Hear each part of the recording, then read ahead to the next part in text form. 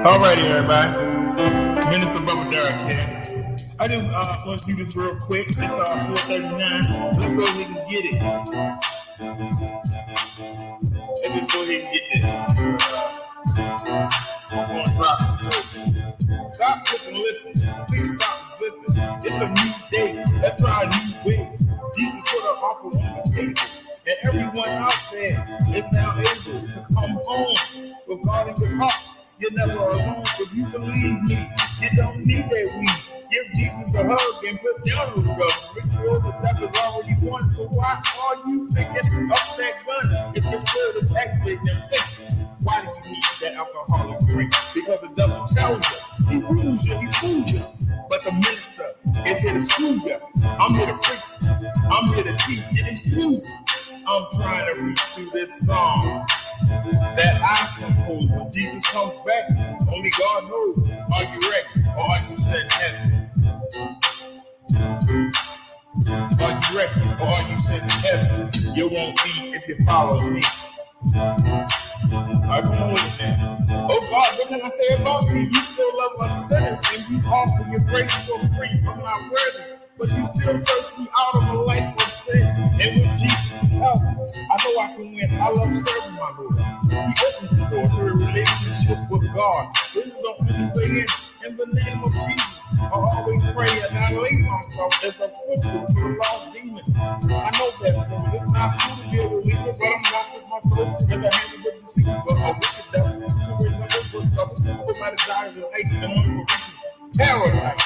A day with no pain, no stress. You gave me the way, and now I'm blessed. You can test me, as the devil trust me. But baby, hell is one place I don't want to see. So stop, look, and listen. Please stop resisting. It's a new day. Let's try a new way. Are you ready or are you sent heaven? Stop, look, and listen. Please stop resisting. It's a new day. Let's try a new way. Minister Robert Derek. I hope y'all enjoyed that. Peace, everyone. This is Minister Robert Derek. I'm coming at y'all real. And that's what I do.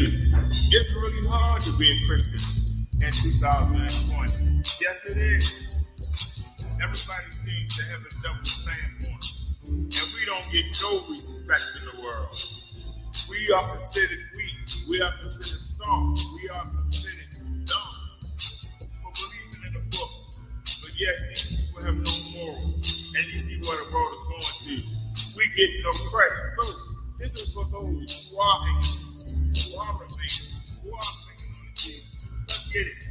Every day I dance before the Lord. So I stay connected to Jesus like an extension cord. I walk upon a stripe as long as my name is in the book of life.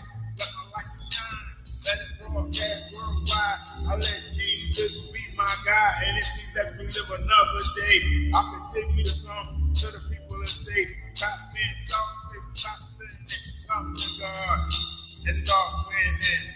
I rule with the Lord who is in control. Heaven is my goal. This earth is a first level. I help my fellow man deal with the devil. He's a liar, he's a fraud. His desire is to keep me away from my God. The most people I come up is righteous, but I'm tempted. I might just do a few of the things that God can't stand and frowns on. Every day I've been reborn. I've been hit with many opportunities. I cannot remain in unity with the Holy Father. Sometimes I'm under his direct Father. I'm remain devout, but it feels like I'm missing out. Most other people that I meet who lie, steal, and cheat seem content, while Christians like me, our time has been struggling. It should be the other way around. I'm not complaining, but how can you tell someone who's living it up to give it up when they're posting high? Doing right is a headache. There's got to be a better approach to take. You know, a middle ground between Jesus and Satan. I know who to follow. See, I'm not debating for what I'm waiting for. Satan is winning the battle, but God is winning the war. Every day I dance before the Lord, so I stay connected to Jesus like an extension cord. I walk upon the stripe as long as my name is in the book Looks like you let the light shine. Let it broadcast worldwide. I'll let Jesus be my guide, and if he lets me live another day, I'll continue to come to the people of the day. Stop being selfish, stop saying it, come to God and start winning. I roll with the Lord who is in control. He's in heaven is my goal. This earth is the first level.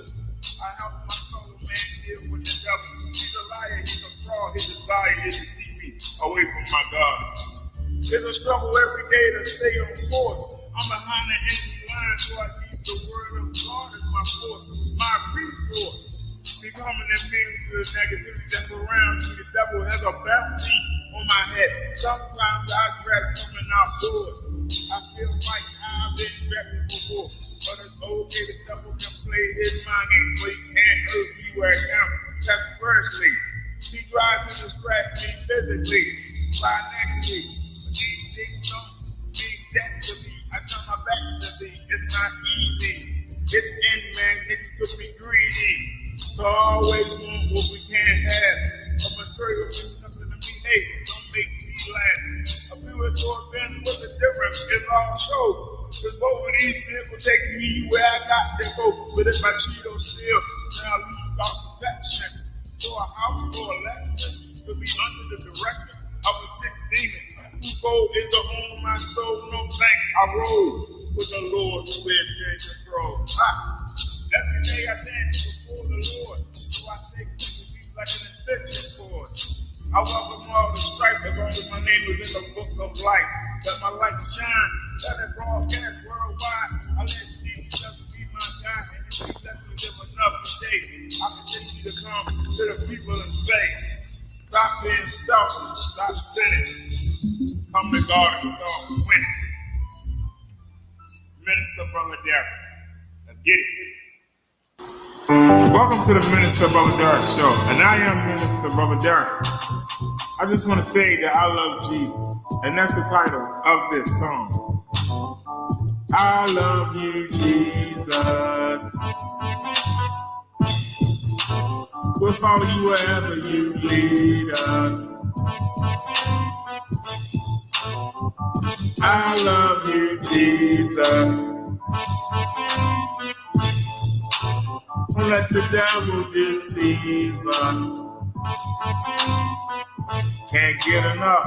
I love my Jesus. Well, people say to keep it real. But here's the deal. If you're not saved, you're missing out.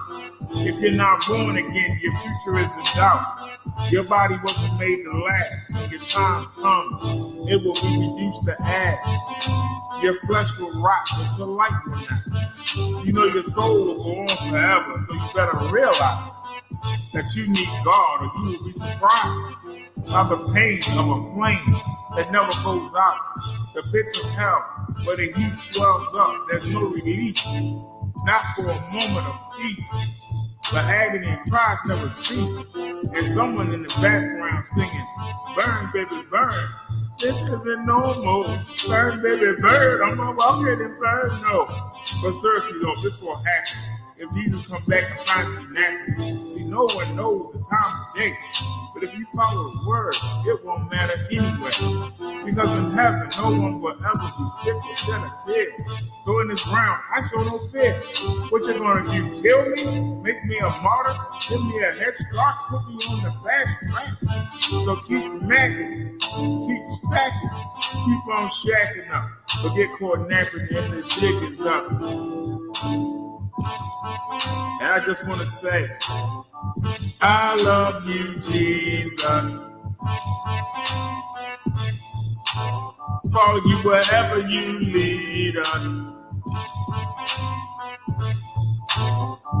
I love you, Jesus. Don't let that devil deceive us. I love you, Jesus. If you think that witnessing to your neighbors is weird, think of foreign countries with statues of revere.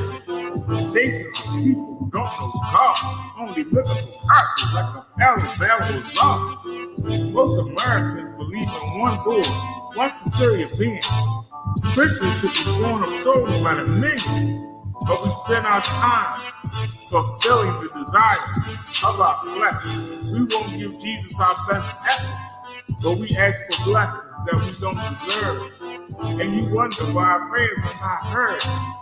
In church, you put down those you really admire. You know you have a desire to make that easy money. Drive the fancy car. You feel like a star. When you enter the bars or clubs, deep down, your spirit isn't for God or his ways.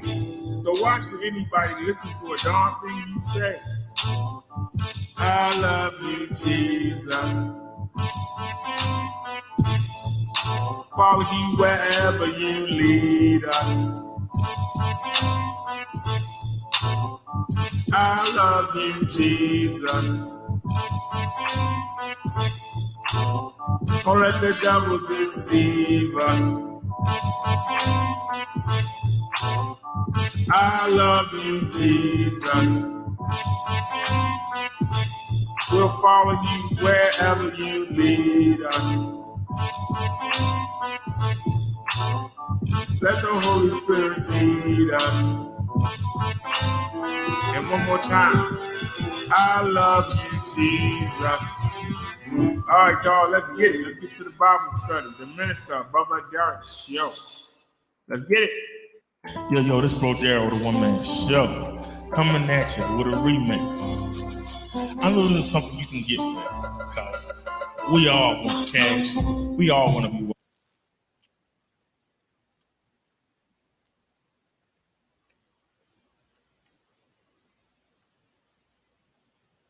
Welcome to the show, everybody. Welcome to the show. You're probably saying you're coming on late today. Yeah. Because I knew as much as I needed to go outside, I didn't want to.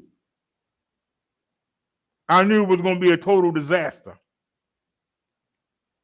And as usual, I was right. It was a total disaster.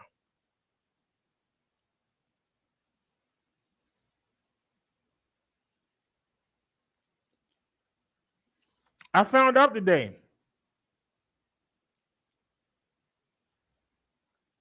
that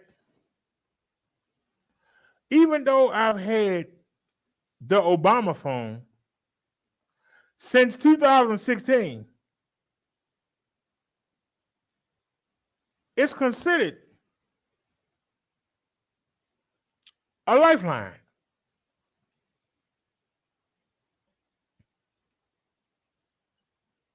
Now, Nia told me about the EBB, and we've been using it to get the internet for free.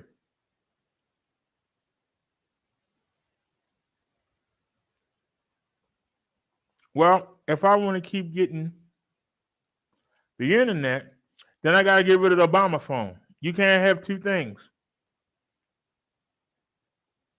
So we got away with the summer. Xfinity is only asking for payments for the last 2 months.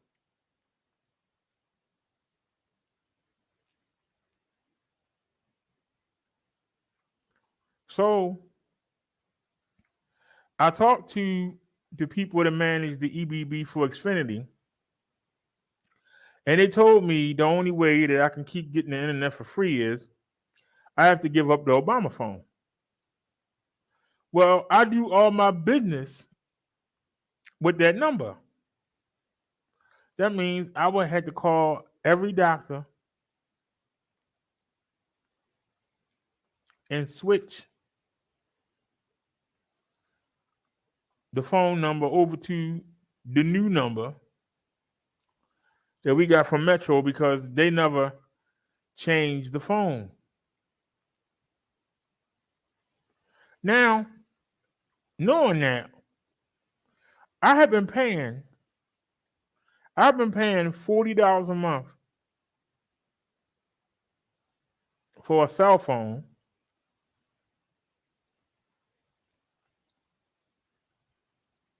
And been getting the internet, which is only $10 for free. So I said, okay, we'll just keep one phone instead of two. We'll keep the one phone. We'll put that on the EBB and we'll get unlimited data. And we'll use that to run the Samsung camera.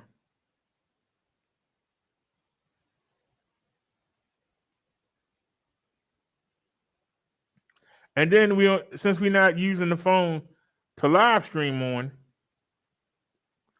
the phone running the camera, I can see the chat.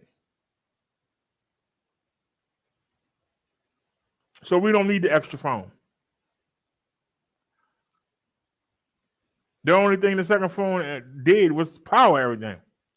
When we was with the Verizon, we had the unlimited hotspot. You can only do one device though, but you had unlimited hotspot. And we were using that to run everything. That phone ran everything. It ran the computer in the bedroom. I brought it out here, did the show with it. Just took the phone back and forth. Never made phone calls on that phone. So basically, why do we have two phones? Hey, Neil. And why am I been paying $40? So I'll go ahead and pay the $10 a month for the Xfinity. And we'll keep getting the Obama phone, but now it has unlimited data. We'll keep getting that for free. So I'm only paying, well, I got to pay the last 2 months. So I got to pay $20 and I got $10. So I guess I got to pay $30, but we'll be saving $30. Right? Problem solved. No, it ain't. How many times that camera cut off? Plane went right out the window. How many times did that camera cut off? Anybody that tried to watch the show, I don't know how you could watch it. It was a total disaster. Not only that, but I put the camera on the bike, and then we got the selfie stick. We've had it for about a week now. But we got the selfie stick, and it got the tripod mount on there. So I was able to put the camera on the selfie stick, and I had the S8 in the basket. And I could look and see when it cut off. Or I had it in my hand. Hey, Ava. Hey, Ballcat. I had it in my hand. I can look at it and see whether it's recording or not. That thing must have stopped 15 times. When we got to the market, the camera wouldn't come off the tripod mount on the bike. And then it jumped out of my hand. I mean, it like somebody just snatched it and threw it on the ground. And it ain't just hit the ground. It had to hit the ground and hit the ground again and roll around.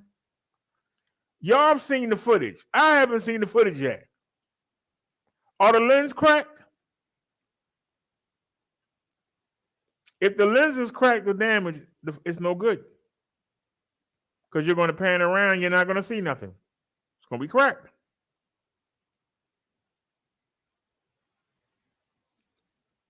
So now, we're going to have to get another phone. Because if I do the live stream with the Obama plan, how am I going to see? How am I going to see the chat? What am I going to watch the chat with? I'm not going to know nothing y'all said until we get somewhere. And I put the phone on the selfie stick or carry it in my hand. I'm not going to know what you said.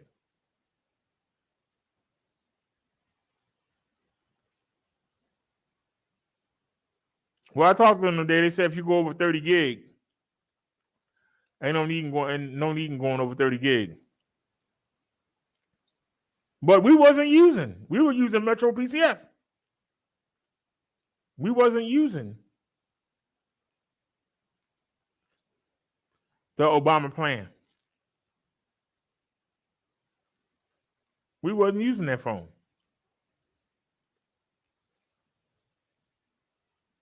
That service. We wasn't using that service.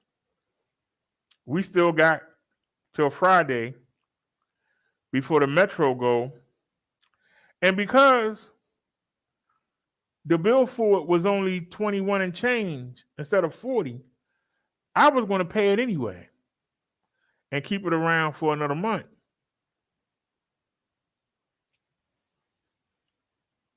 Matter of fact, I just might do that.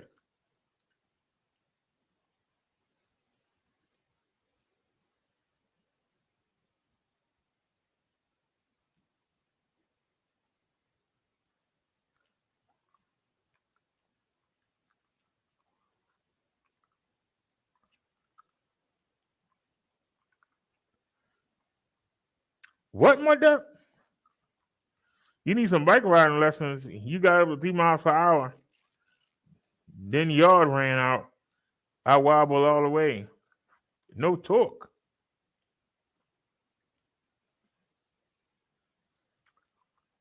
I never rode the GS9, so I can't comment on what it does. I can tell you what the PX5 do. I can tell you what the GS9 Plus does. I'm wondering, is the screen? That was your first time? Well, we can't wait to see you ride it. So I can have some video to show on the bike without getting flagged. Y'all know we got 34 copyrights.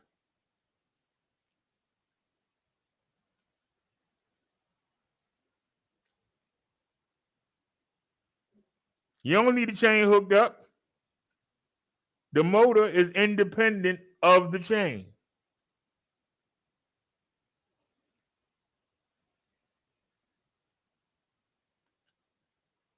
Long as you got battery, the bike will run. Now, if you have a mid-drive, motor, if the chain break, that's done data. You got a paperweight till you put another chain on there. But an e-bike that has a motor in either the front wheel or the back wheel is independent of the chain.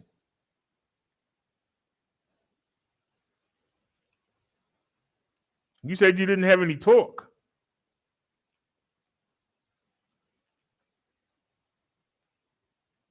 You said it wobbled at 3 miles per hour.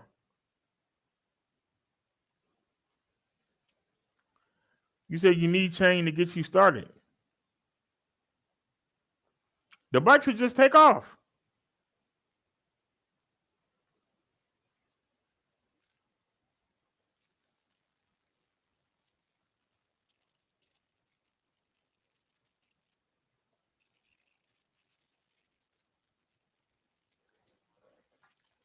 That's weird.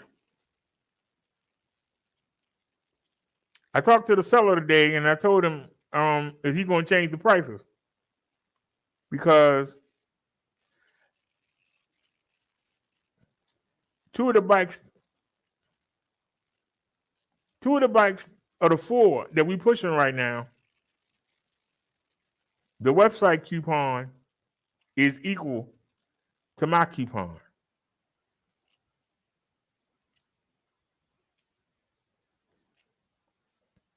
Which is pretty stupid.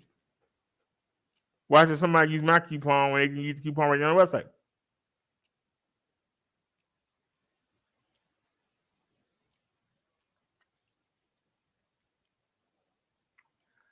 So now we're in a conundrum.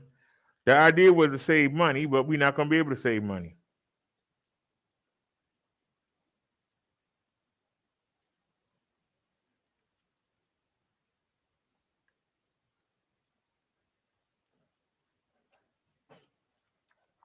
And like I said, the bill only $21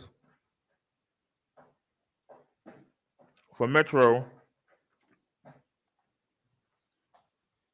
I could carry it another month and see what happened, but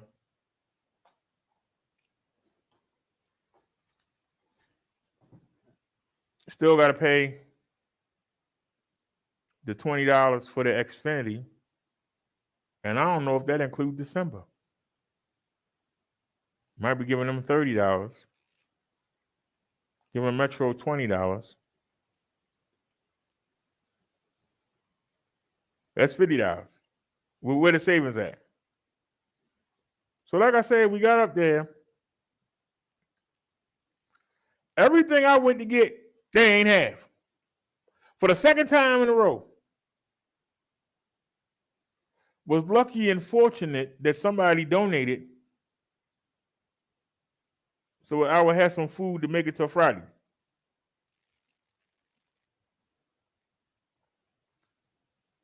Been starving myself all week.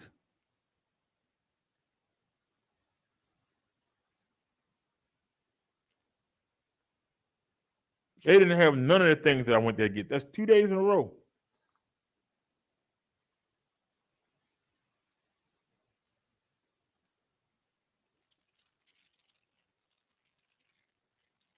Now, when I make my grilled cheeses, I usually use 2 slices.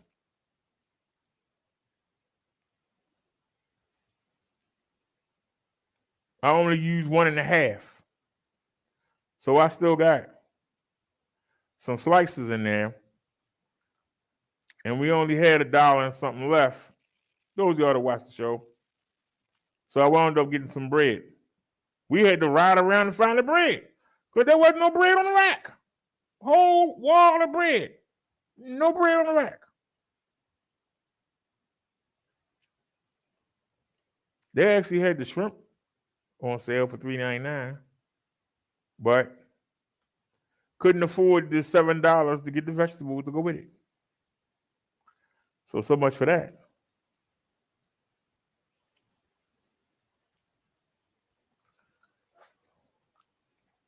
So we come out the market, and guess what? It started pouring down raining.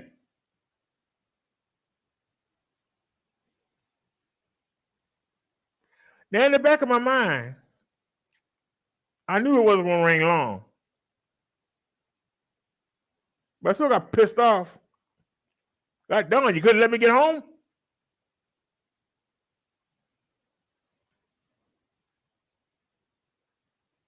The live kept stopping, but I was able to see it and come back. Well, devil said, I got something for you. Now, instead of it saying, you need more data, retry. And I hit the retry button and we come right back. Now, it's backing all the way out to the beginning. And we got to start over again, make a new title. Okay.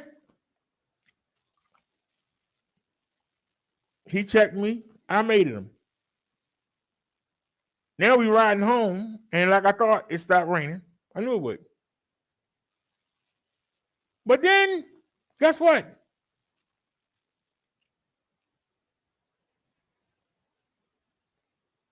You can actually type in the chat while the phone is on the app. I didn't know that till today, because the minute I went outside the door and I was looking down and reading y'all chats, the on-screen keyboard kept popping up and blocking the screen. Well, the reason why I didn't come back, and don't think I didn't try,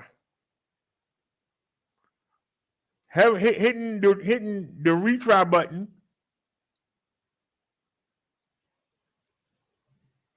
took that away. Kept backing us all the way back out to the start screen. We kept fixing it. Took that away. We get to the light where the school is. Guess what? Now the phone won't do nothing. I'm riding with one hand and I'm trying to hit the button to start it again, almost falling over.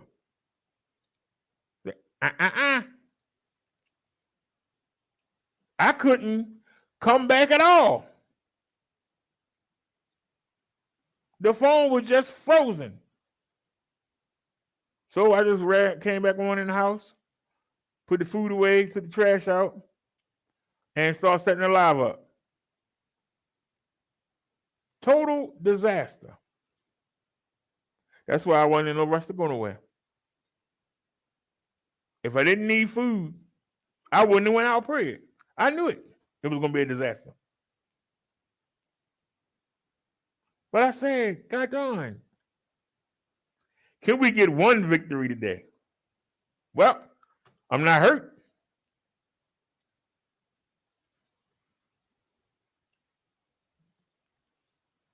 Once we started riding, it stopped raining.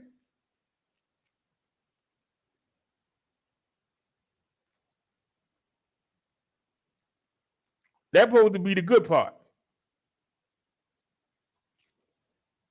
That's why I asked the question. Does being a Christian suck? Because the devil get to kick your butt all day. And you just, well, hey, I'm all right. That's what you get. While all the demons up there partying and dancing in your damn face, you just say, well, I'm all right.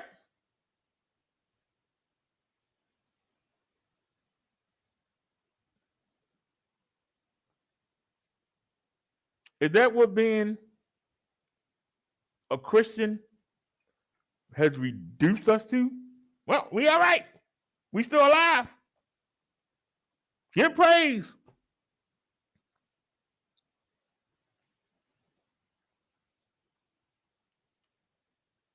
That what it means. Those who are last down here will be first up there. Well, can we skip this part? Because it sucks. I'm watching a show today. New scam beta. Never seen him before. Came across him. This dude got super chats coming in like I don't know what. I'm like, what the hell?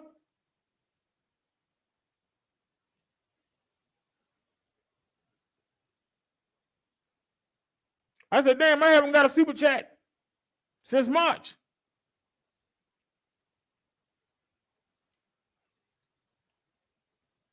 This dude calling scammers, he must have made $2,000 a day.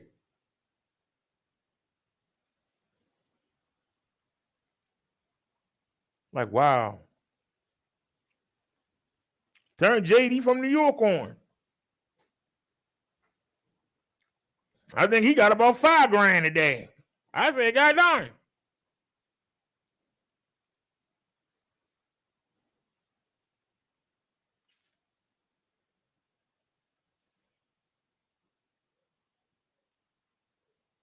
I stream long and harder than the both of them. I don't get nothing.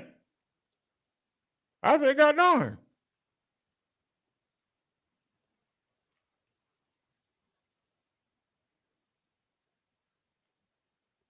We did a show called Bearing Good Fruit. Where's the fruit? I see the demons had the fruit. But you gotta make an excuse. Well, hey, they not going in the furnace. And you gotta tell yourself that as you watch them frolic and play while you sit there and look stupid.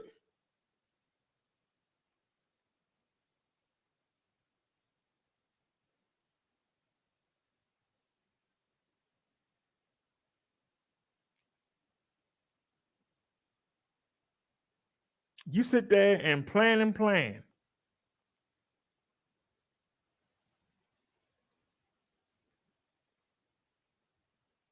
We've had 4 360-degree cameras since I started live streaming in March of 2018. All of them have hit the ground.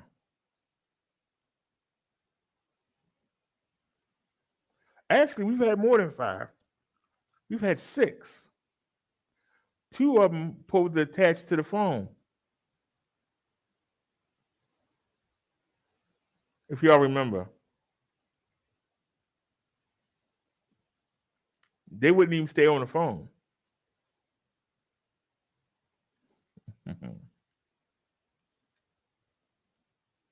I ain't questioning because, like I said, y'all are used to the lives going bad, so it ain't nothing new. But it's like you can feel it ahead of time. Like, oh, I don't even want to go out here. Y'all wonder why I be coming out late. Because I be all day, I like, you know it's going to be a disaster. You know it's going to be a disaster. You know you walking into something. The lives ain't going to go right. Something always going to go wrong. But I'm answering the question. Because as a minister,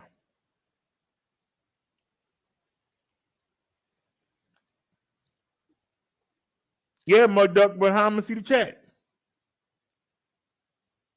If the phone recording and it's on the front of the bike facing out, how am I going to see the chat?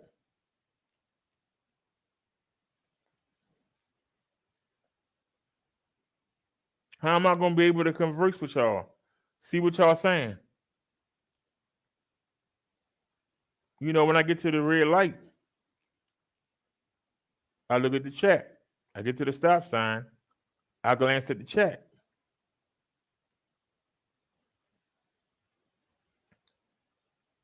I'm not saying that I don't see the blessings.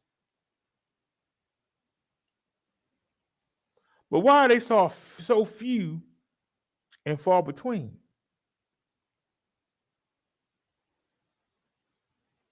Why do you just get enough to get by?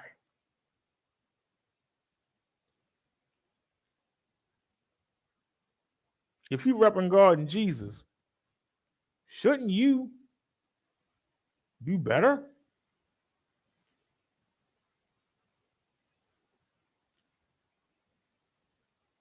Shouldn't the demons want to be like you?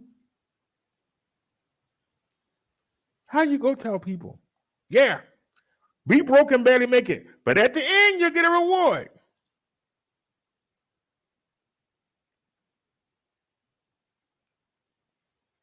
I know you might not be able to drive that nice car anymore. You might have to get the bus pass. I know. You might have to get that nice house up. You know, you might have to move into the projects, but you know, you'll be doing right.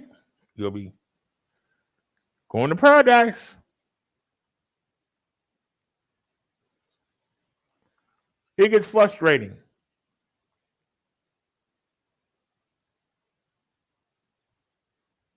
But see, we human.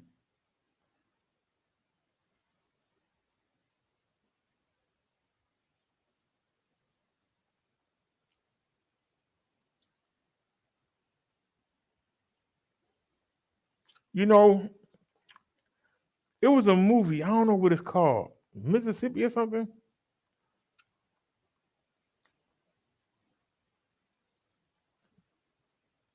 There was a black guy that was living down south, and he went up and got a college education.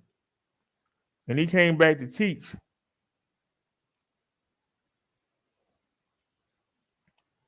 And he was talking to the local minister.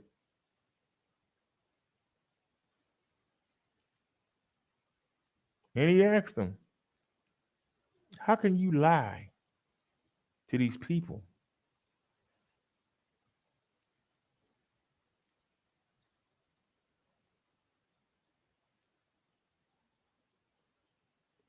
And the minister told him, your aunt worked the field.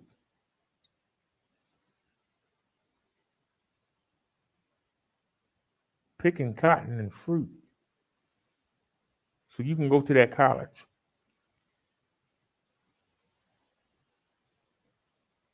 Out there from the morning to the evening, every day.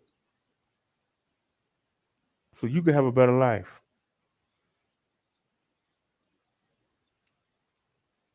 I seen her knees and hands bleeding.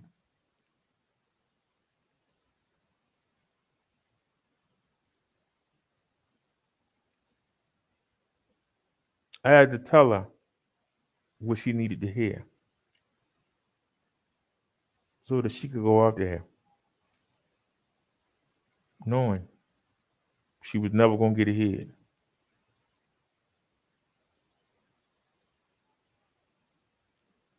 Knowing that her life was going to be filled with pain and agony. So you could have a better life.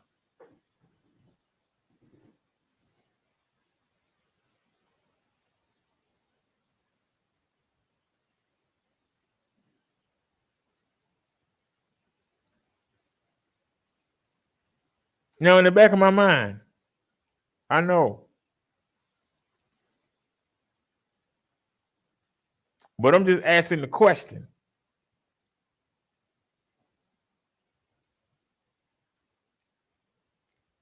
Why did you have to suffer?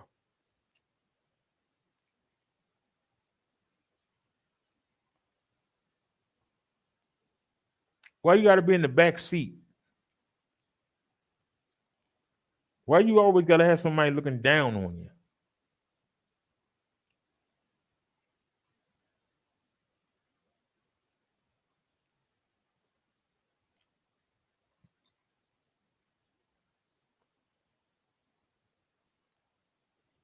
Why is it always just stuff to get stolen or get broken?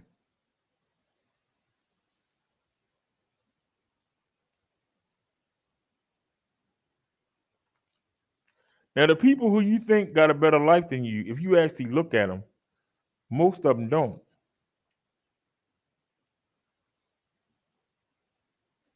But the problem is, young folk coming up, see them doing well and see you struggling.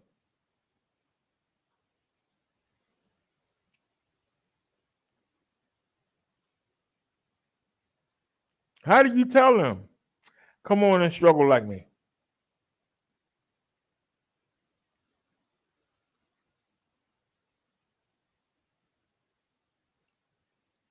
See, as adults, we can sit and say, hey, there's something better down the line.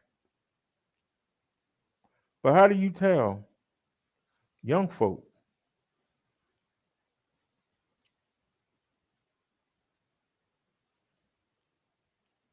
They see you get stepped on. See people running over top of you. How do you tell them?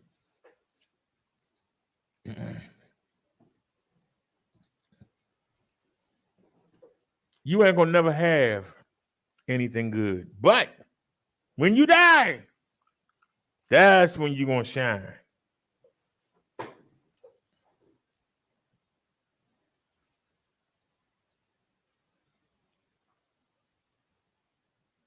When you die, that's when you're gonna shine.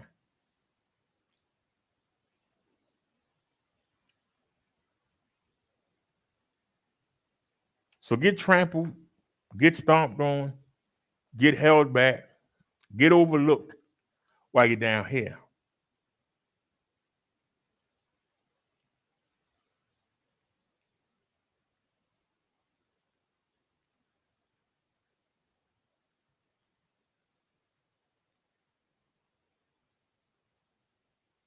We've been doing religion for 3 years now.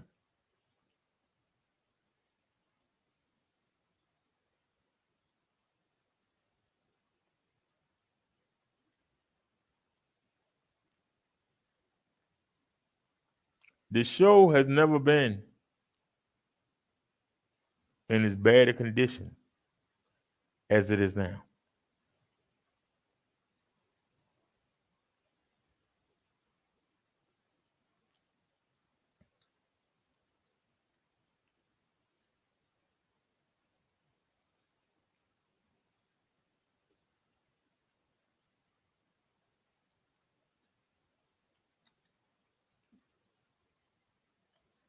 I picked the phone up and it was on YouTube So I started scrolling, and YouTube suggested the first video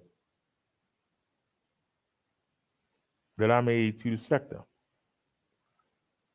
I used to be in. We got 1,700 views for that first video. What happened? Now we average 34. What the heck happened?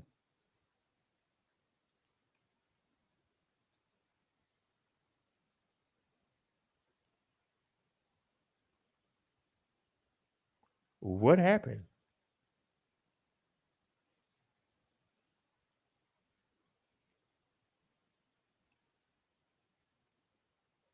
Ever since we got monetized, you can go look at the views.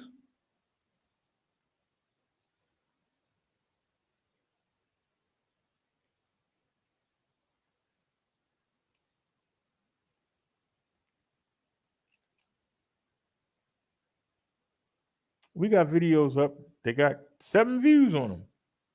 Recent videos.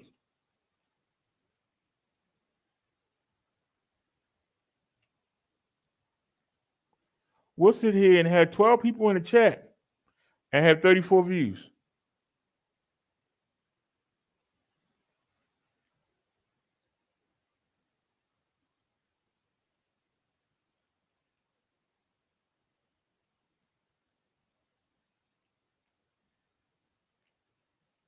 Every person that we've gone against,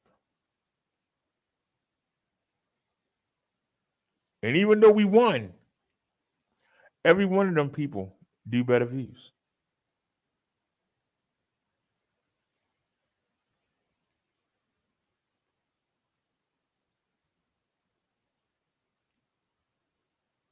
We haven't lost not one battle.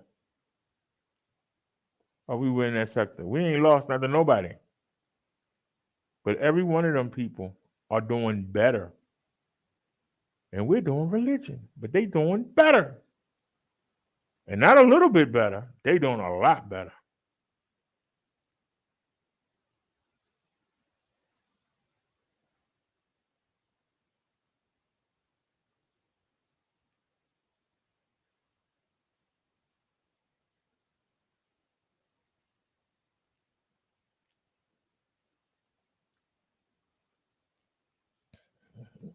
Y'all see us. Y'all have seen me show people doing reviews, and you see me get frustrated at the ineptitude of the people doing the reviews. They get 10 times the views we get, inept or not.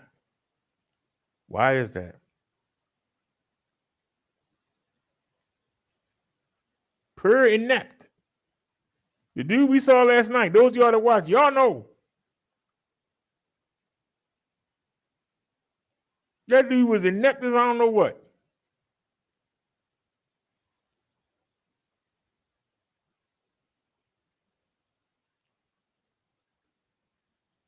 If I'd have done a review on it, would have been full of information, wouldn't even got a third of the views.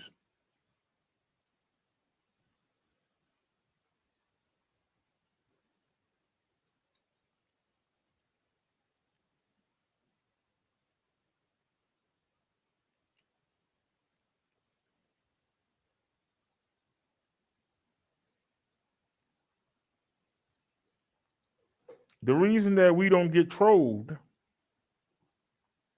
when we do the religion is because of the radical teaching. But it's the correct teaching and it can't be challenged. That's why they don't troll us. They rather ignore us. But I understand that.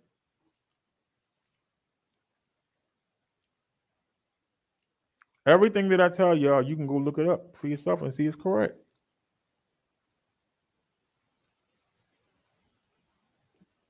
Is that the reason why nobody come?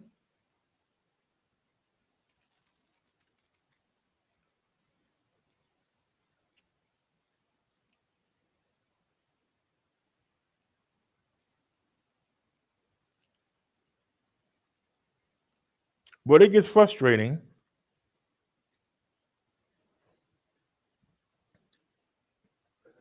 We have to remember that a day for us is like 1,000 years to God.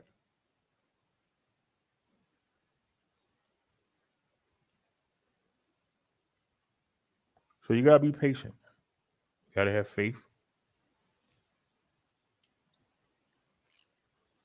But sometimes,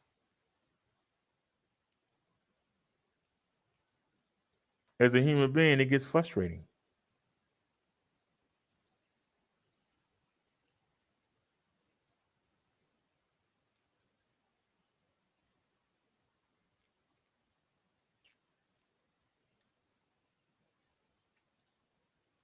I wish I could remember the name, but the name ain't important.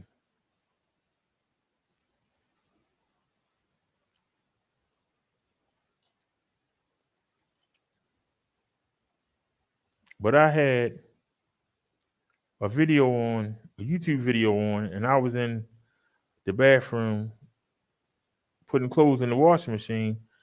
It switched to something else. I heard a woman come on that was so ghetto, and she's talked the silliest mess. And when I came out the bathroom and looked at the TV screen, that video had 10,000 views on it. I said, what the hell? 10,000 idiots actually watched this woman.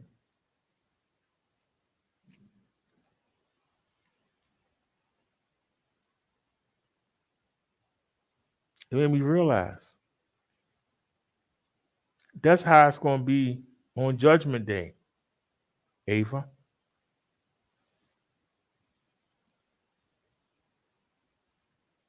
There's going to be so many people get thrown in that furnace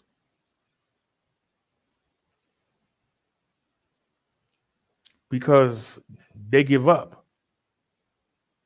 Ava said when it gets hard for her, she go to her knees in prayer.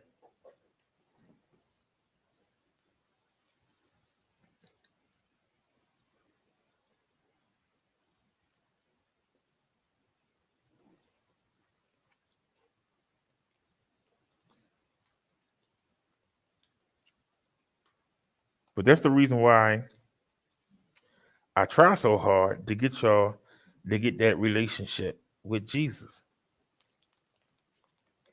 Just keep that verse in mind. Those that are last down here will be first in paradise.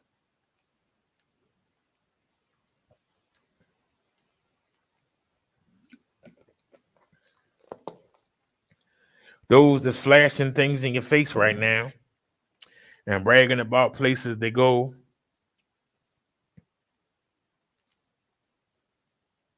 those are going to be the ones that's in baby hell burning on the hot coals.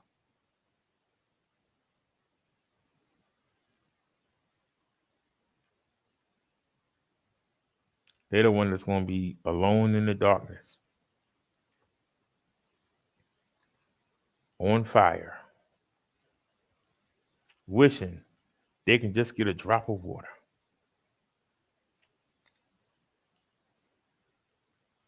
So you just have to realize, if you're doing the best you could do, and yet it seems everybody else around you is doing better,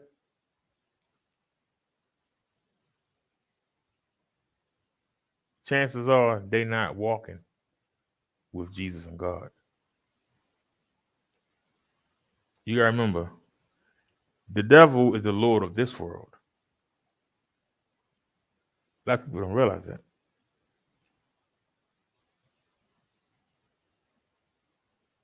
If you're a Christian, a real Christian, you don't care about this world.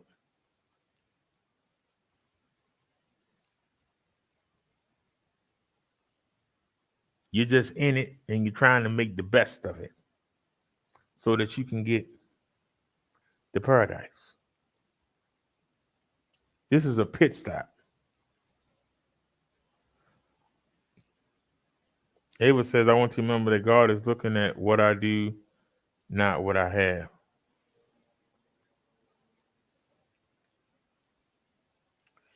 If you don't have a relationship with Jesus, I believe God ain't looking at you, period.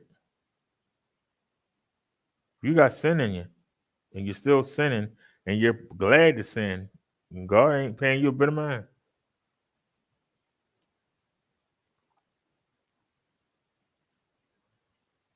That might sound like a cruel thing to say, but it's the truth.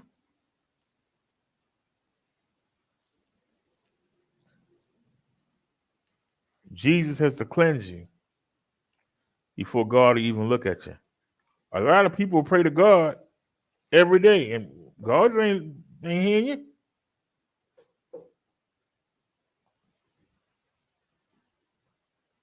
What do you think the angels are for? What do you think Jesus is for? God don't look at sinners.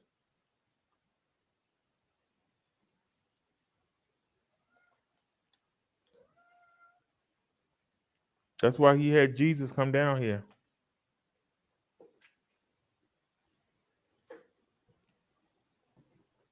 To make us presentable to him. That's why a lot of people think they ain't going nowhere. You got people that's dying thinking that they good with God. No, you ain't.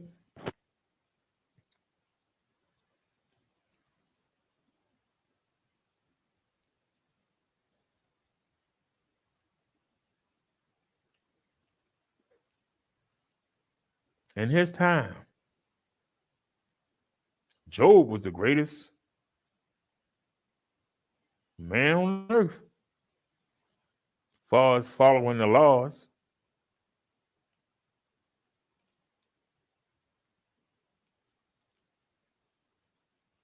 Look how fast the devil handed him over. All you gotta do is read the first page of the book of Job. Look and see how fast God gave him up. Gave him to the devil.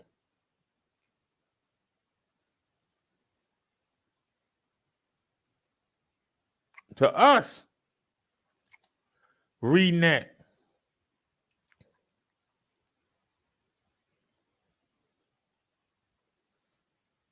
it was like, why would he give up the best man on earth to the devil?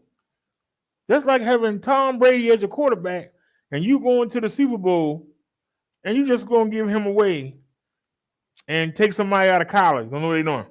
That's what they were like. To the average human being. To the average human being reading that, you would say, why the heck would God do that? If Job was the greatest man at the time and he not safe, what chance do I have? That's what went through my mind the first time I ever read that. And I never read it again. I ignored that. People would say, turn to Job. I wouldn't turn to it.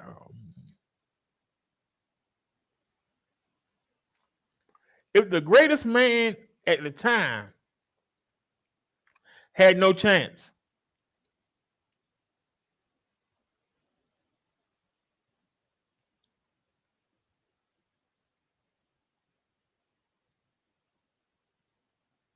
what chance you got?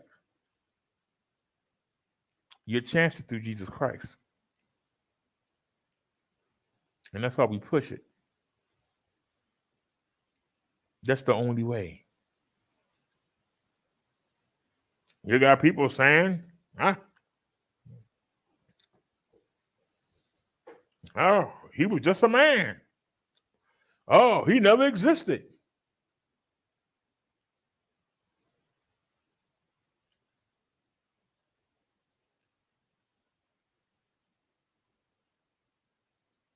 But then we got to sit here and listen to the Jews cry about they wanted Jerusalem back. Jesus said, I'm going to come back and bring my people. I'm going to give them Jerusalem. Jesus didn't say nothing about the United Nations.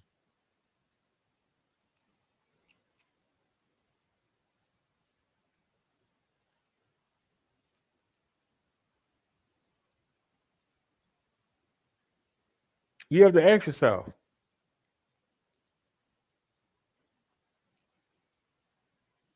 if the people were called Hebrews,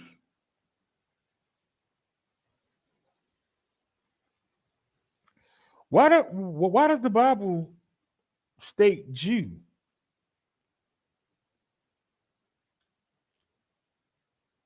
They were Hebrew. They weren't. Where did the term Jew come from? And to the people who say that there was no J until 300 years ago, some say 500 years ago. We looked it up. It was 15 something, 1500. So if Jesus' name wasn't Jesus, where did Jewish come from?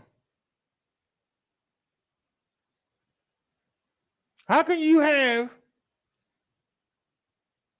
the word Jew in the Old Testament if the J sound didn't come until 500 years ago? And they was back there 2000 before Christ. You can look and see the work of the devil. It's in your face. The lies. It's sad how far racism go.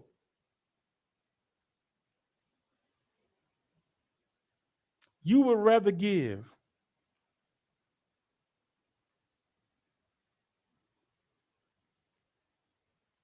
a race of people that title as an excuse to enslave another race.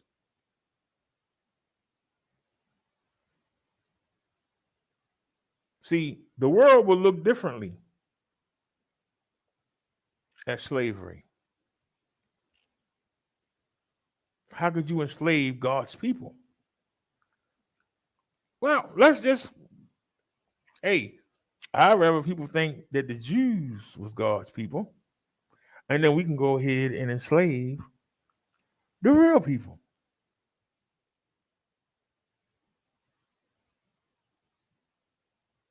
That's sick. Some people gonna get mad. Well, come challenge me.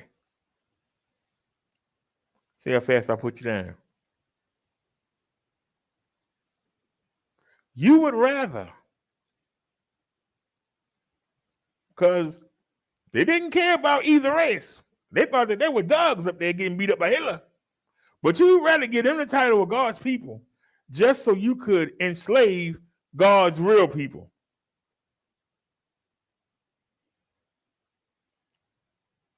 But these people think they're going to heaven.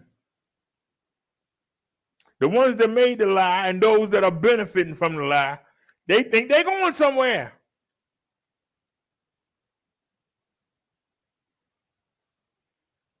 Why ain't nobody talking about it? Don't make you money. To tell the truth, it don't make you no money.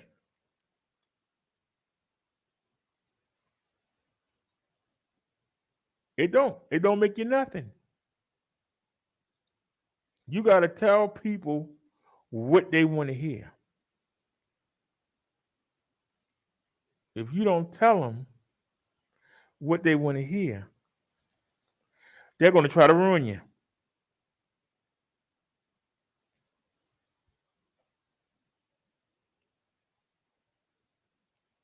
When I started the wrestling channel, we started getting trolled by a YouTuber that was doing the wrestling. Why did he troll me? Because I had been watching it longer than he was alive. Even though we only did 5 or 6 videos, I gave more of an introspective of what happened to it and why it's not good like it used to be. He couldn't do that because he wasn't there. All he can do is go watch old YouTube videos and try to get a feel for it. But I used to go to the arenas.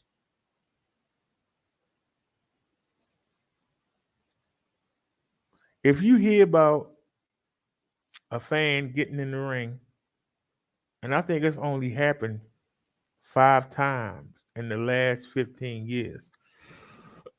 When I was growing up, I almost got in the ring a couple times. I almost went to go help Bob Backlund. I almost went to go help Rocky Johnson, the Rock's father.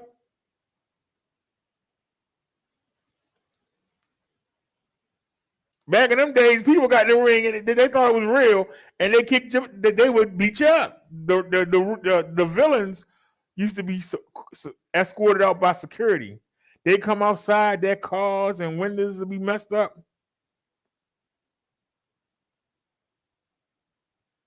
But nowadays, everybody know that it's fake.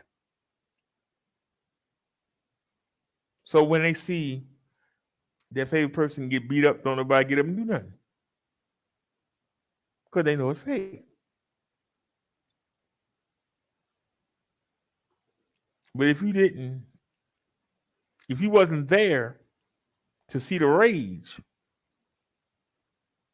there were some old ladies that'll put something on you.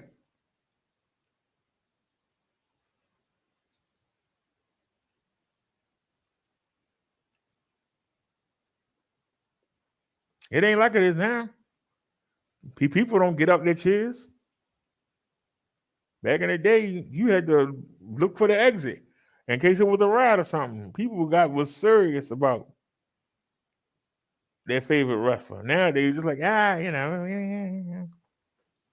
because everybody knows it's fake. You got people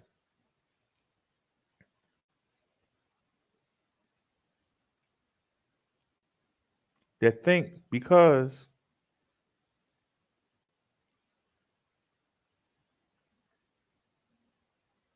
they making money,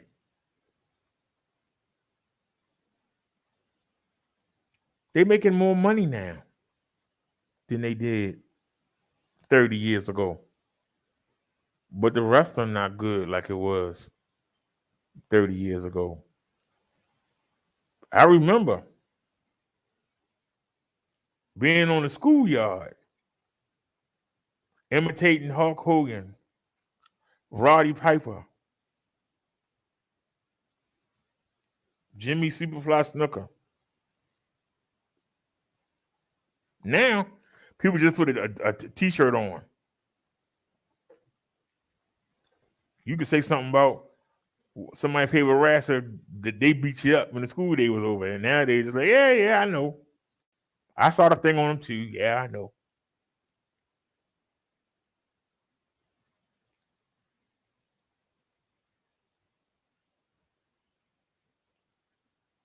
Well, the same thing that happened with the wrestling has been happening with the religion. The religion is still there, but it's in a different form.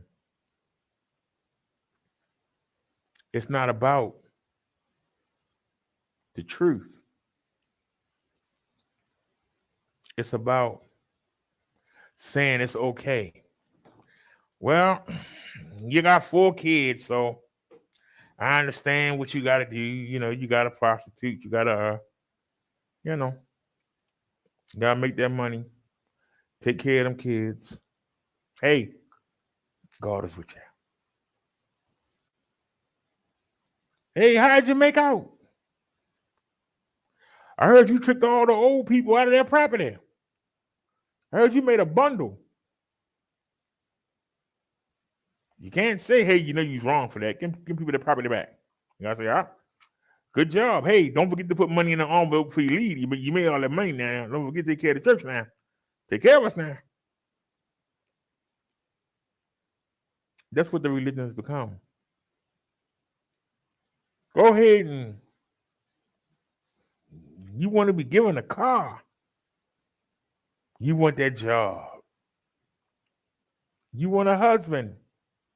Throw the money on the altar and you tell God what you want. Throw the money on the altar and tell God what you want.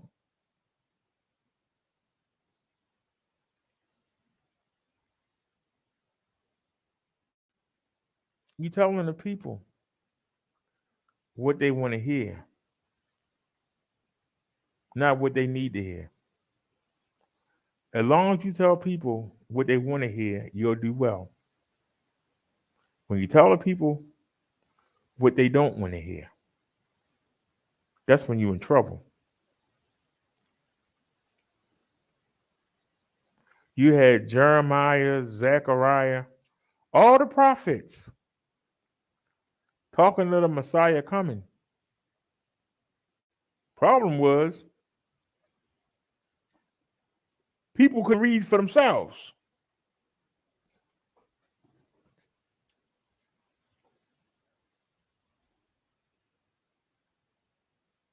They couldn't read for themselves.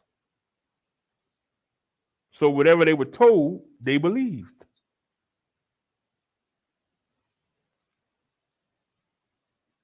They didn't have books back then. They had scrolls, long scrolls. And you would have to sit there and unroll a scroll, and you would have to sit there and take a pen and write the THE, dip it again, way, WA. It would take months to write out the Bible. Months. So it was very expensive to have scrolls. Very expensive. So the majority of people only knew what they were taught. If they would have told the people the same way I told you that the preacher from the movie said, I had to tell them something to give them hope. The clergy, the Pharisees, the Sadducees, the teachers of the law, the elders, they told the people what they wanted to hear. If they would have told them the truth about Jesus, there would have been 10 times as many revolts as it was against the Babylonians, against the Romans. People would have revolted, but they were told, you got a savior coming.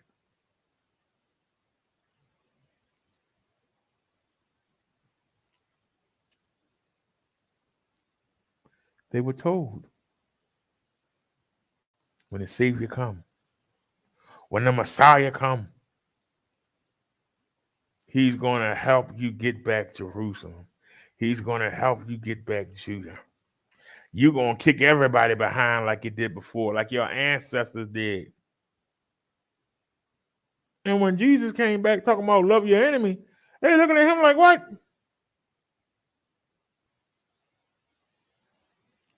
That's why they had no problem executing him. They chose a criminal.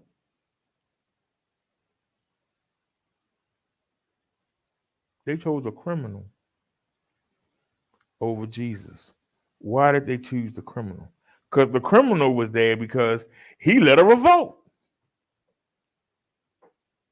What? Jesus is supposed to come to you. If y'all watch the Bible study, y'all know that Pilate gave the people a choice. Should I set free Jesus, or set Barnabas free? People said Barnabas.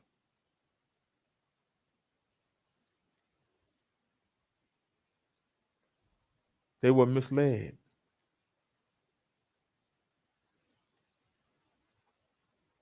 Jesus coming back and healing people was not getting them free from the Romans, was not getting them their land and milk and honey back.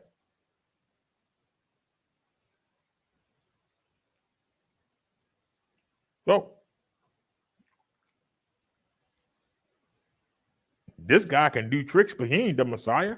The Messiah going to come back. Why are we following him? Go ahead and kill him.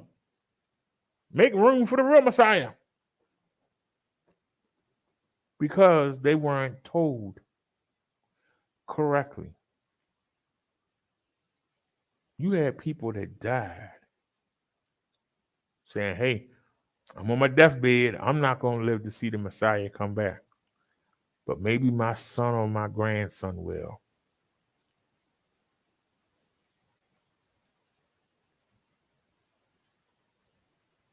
And when he did come, he didn't do what they expected.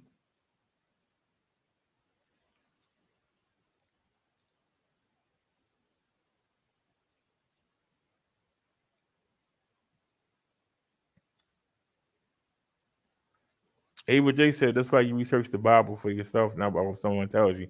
They didn't have it back then. They didn't have a Bible. Only the very well-to-do. Why do you think the Romans was able, once they picked up Christianity, they altered it? Because the people didn't know.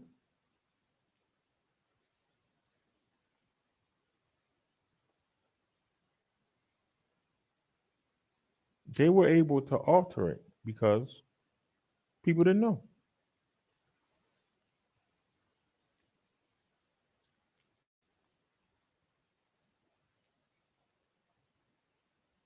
Because I ask you again, if people try to say there wasn't no Jesus because there wasn't no J sound until 500 years ago, 500 years ago from us, 500 years back, how were the Hebrew called Jews in the Bible?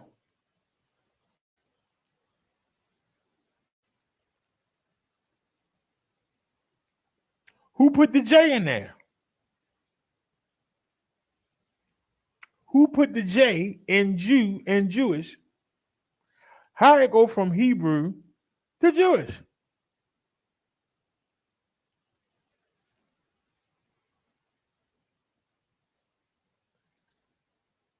By saying those people were the true Hebrews, it allowed them to enslave the real ones.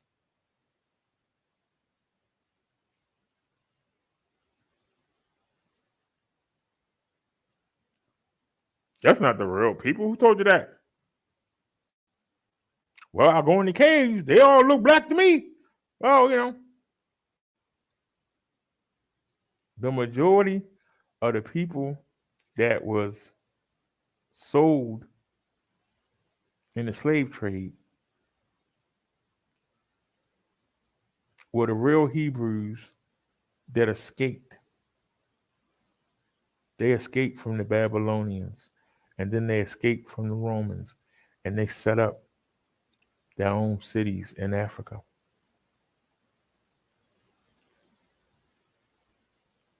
When the Africans wanted to make money, when they wanted to get the horses and the cannons and the guns, they sold the people who wasn't.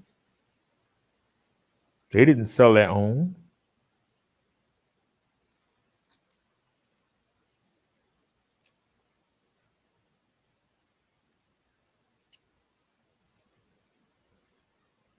They sold the people that had escaped and tried to make a new home.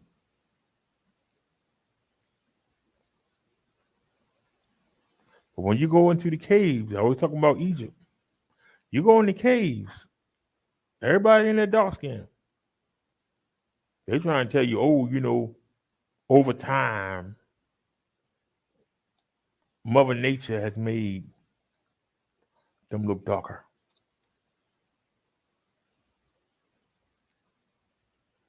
Okay.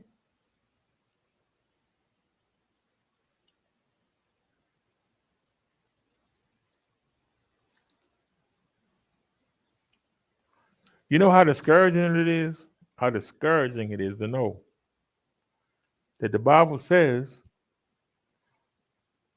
we're not going to ever be on top again until Jesus come back.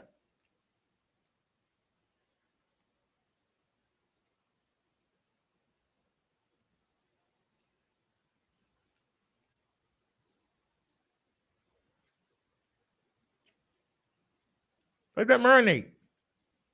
Don't let it go over your head.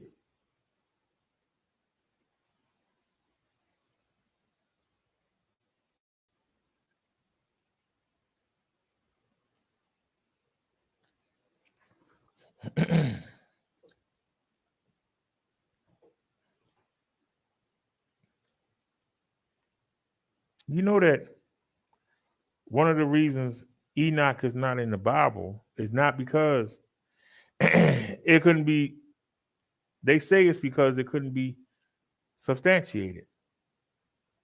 One of the reasons it's not in the Bible because it tells you who the real Hebrew were, who the real Hebrews were. It tells you. One of the stories that's people don't like to talk about is that the grandson of Enoch had twins.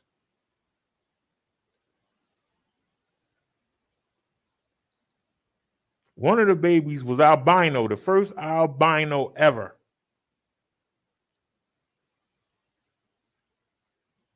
He was scared to death. How could you put that in the Bible? Because only one race can make albinos.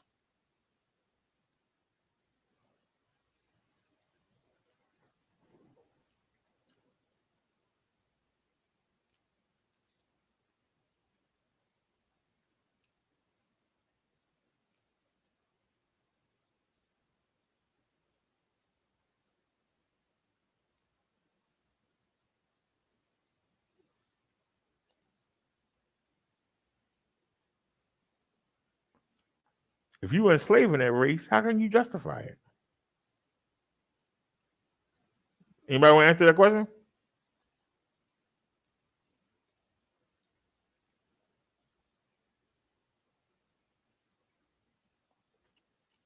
The Bible says the Hebrews will be enslaved all over the world. Far as we know, the only person, far as we know, the only person that beat up the so-called Jews was Hitler. That's all over the world. That's one place in the world.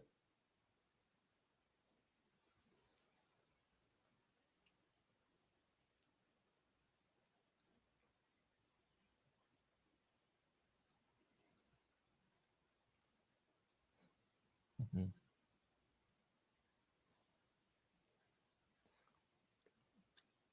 But that same book, because I was skimming through it, that same book of Enoch explains where the giants come from.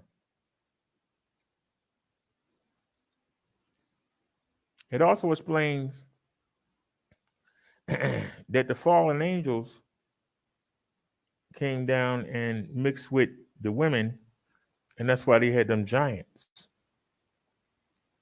And they have pulled up archaeology. They've got skulls and bodies of giant people.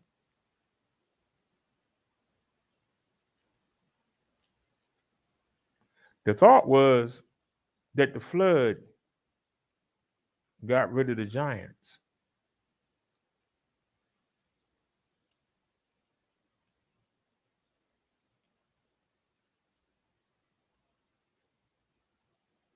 Then how did David fight? If the flood got rid of the giants, somebody snuck back down. Because how did David fight Goliath? Where did Goliath come from?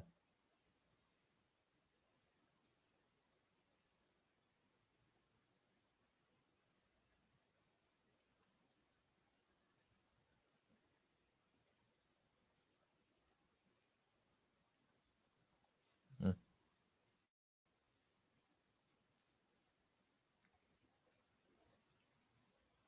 So either in one of Noah's sons or wives that they chose, somebody had to have the giant in them. Or some of the angels snuck down and messed with some women. But if the flood got rid of the giants, how did David fight Goliath the giant? Why is it that the giants are only mentioned so small? But you look at the book of Enoch, it tell you the whole history, tell you their names and everything. Why was that left out the Bible?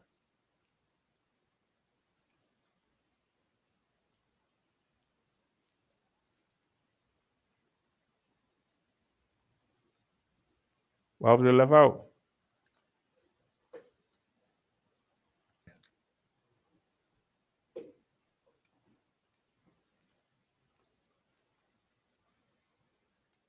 Because it tell you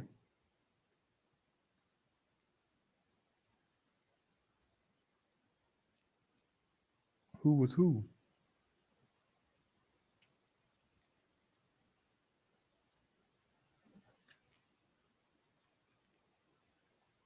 I saw a video package of the Ten Commandments.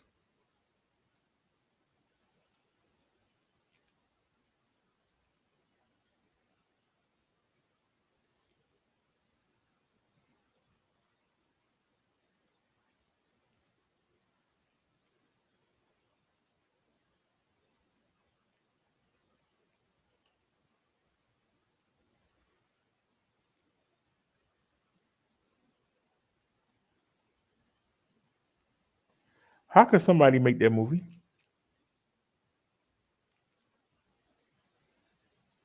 When you see all the drawings from Egypt, there ain't not one person of light skin, but they got everybody in that movie.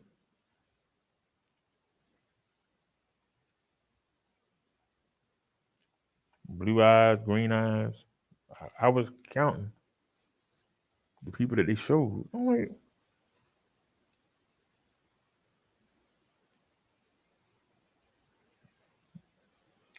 we live in a lie.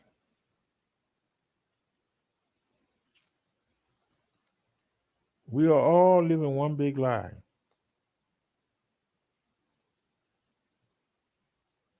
And the truth is going to come out.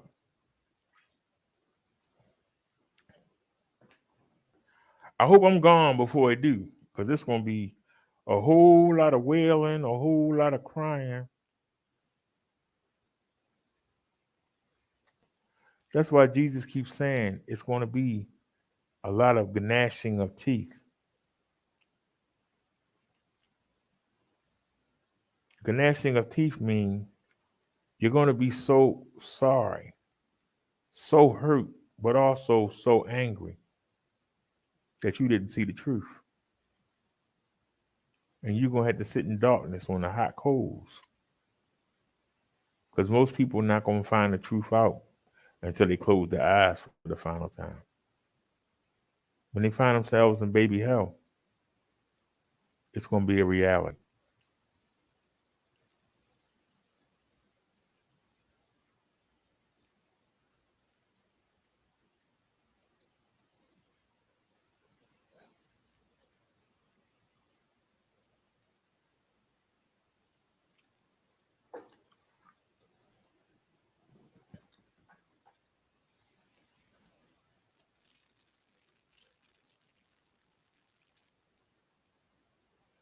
I had bookmarked some articles when I came in the house.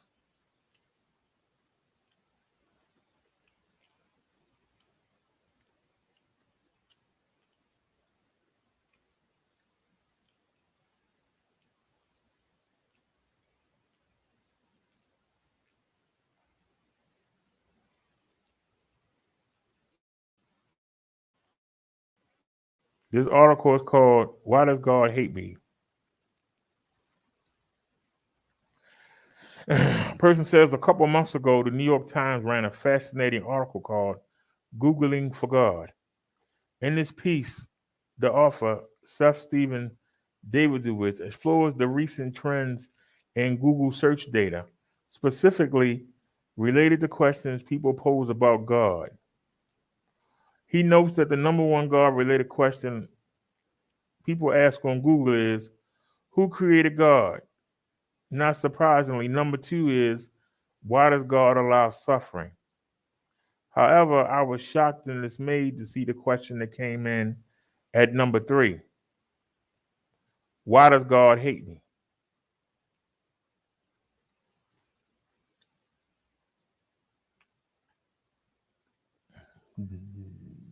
David Dewitz then provides an even more troubling piece of information. What is the most common word to complete the following question? Why did God make me? Number one, by far, is ugly. Why did God make me ugly?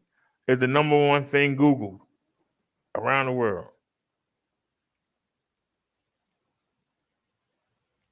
The other said answers in the top three are, why did God make me gay? Why did God make me black? Although the author of this article does not explicitly link why does God hate me and why did God make me question mark, I couldn't help but wonder if there might be some connection between the two questions. After all, if you believe God made you ugly, it's not a stretch to believe God hates you too. Since in our culture, ugly is a very negative term that is used to denigrate people based primarily on their appearance. In the same way, given those that identify as black or gay are often marginalized in our society or even targeted for violence on the basis of those identities, it's not hard to imagine that members of those groups might feel that God, at best, is indifferent to their plight, or at worst, that God has handpicked them to be oppressed and mistreated. Reading the article made me deeply sad because it made me realize just how many incorrect ideas about God are still out there and how deeply those ideas are hurting people. Although the church certainly teaches that we are all sinners and have fallen short of God's glory, it also fundamentally affirms that each one of us is created in the image of God and that through God's grace, we are loved unconditionally.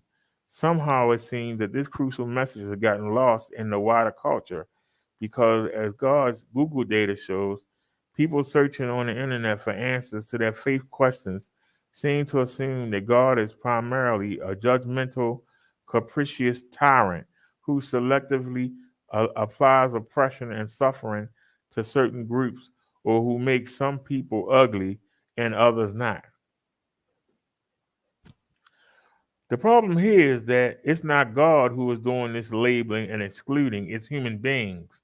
We are the ones who have created societies in which individuals are judged based on their physical appearance or on their membership in a particular demographic groups rather than on the content of their character or according to their unique gifts and skills. We, not God, are the ones who have decided that some are in and some are out, which is in direct contrast to the message we hear over and over again in Scripture that God has come into the world to reconcile all people through grace that is freely given to everyone. As the church, we are called to find new ways to spread the message of God's grace and love far and wide so that we may challenge and dismantle the erroneous theology that is causing people so much harm. My prayer is that one day, in the not so distant future, Google might report their top God related searches as, why does God care for me so much? And why did God make me so beautiful and beloved? May it be so.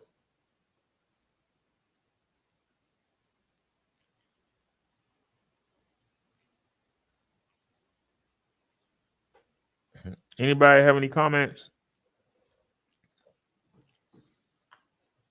You know, there are a lot of preachers that very seldom preach from the Old Testament.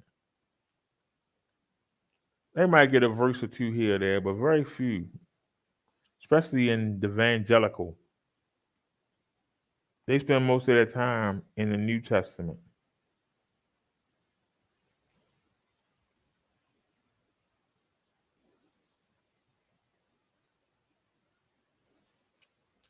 Has anybody wondered why the majority of the New Testament has Paul in it? Paul was a Roman.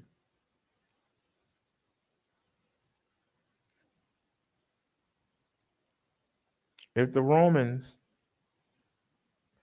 picked up the Christianity religion, why did the Romans not give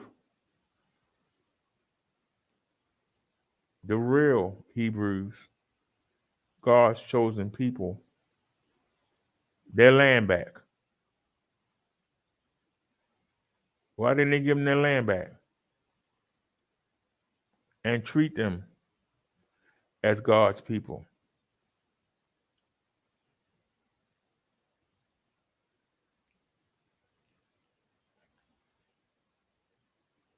Why is the Old Testament mostly from St. Paul, a Gentile?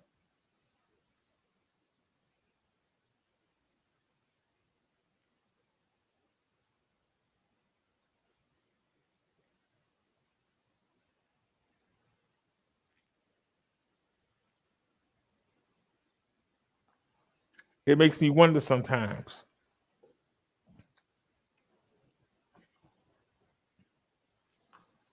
At some points in history, their popes put themselves on the same level as Jesus Christ.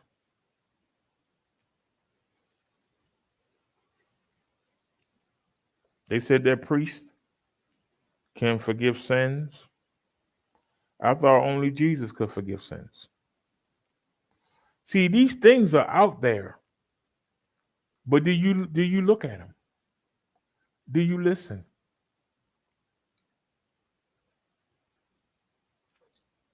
I believe the reason that a lot of things were left out of the Bible was, and some things still managed to stay in.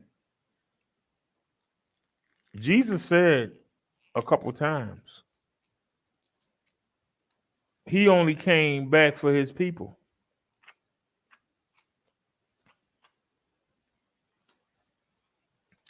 If he only came back for his people,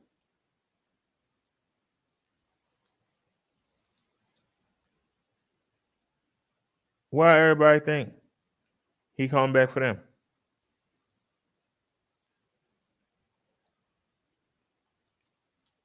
Anybody want to cover that?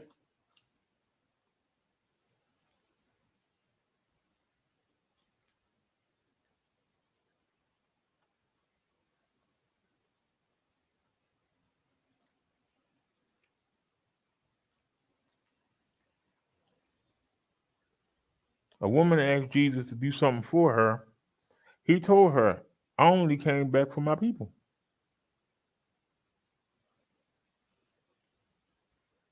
She kept nagging and nagging and begging and begging, and he finally said, because of your faith, it'll be done.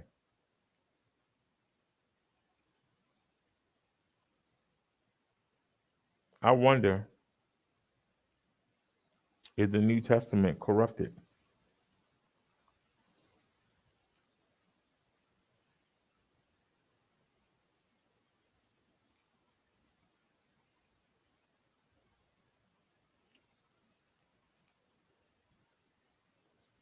When you look at the things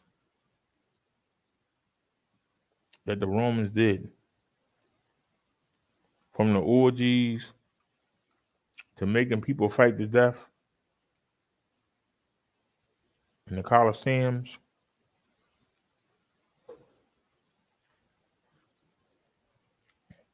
what would make you think God want them people up there with him?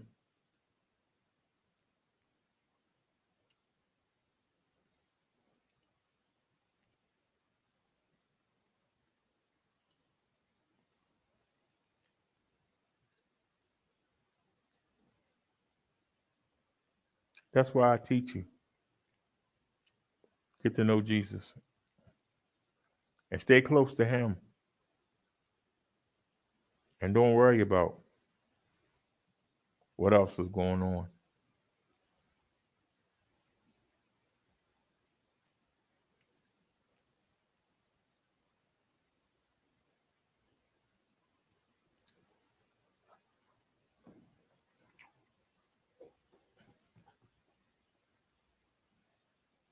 Everybody can't go. Everybody not going. The majority of people are not going. They think they are.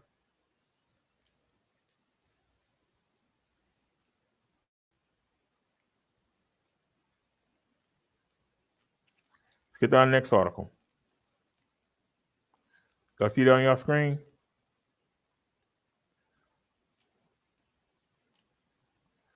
Why does God allow some to suffer more than others?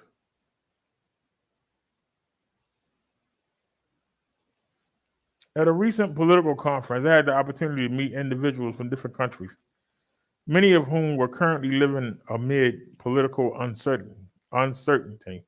Excuse me.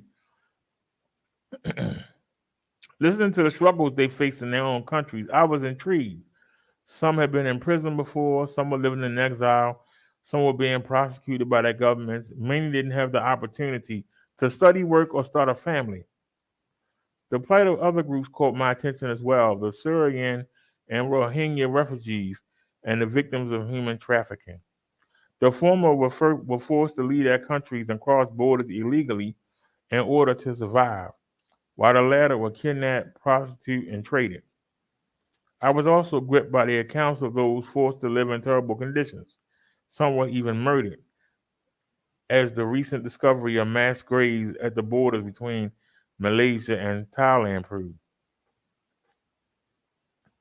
As I mulled over their tragic stories, I had to wonder, why do so why do some people suffer so much more than others? And what does the Bible say about this?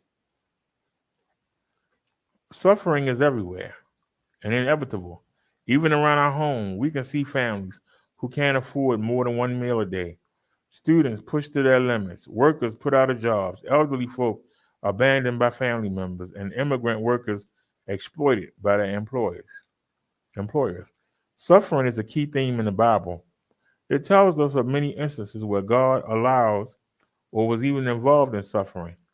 God giving Satan permission to inflict Job. Hey, I said that. Joseph's difficult time in Egypt. Jesus' suffering on the cross, and the persecution of the early Christians. Scripture tells us that some people suffer because of divine punishment, some for their faith, and some to save others. Hold on a sec, y'all. That's another thing. A lot of the scriptures of the early Christians, the Gnostics, and other groups, they were literally almost snuffed out by the Romans.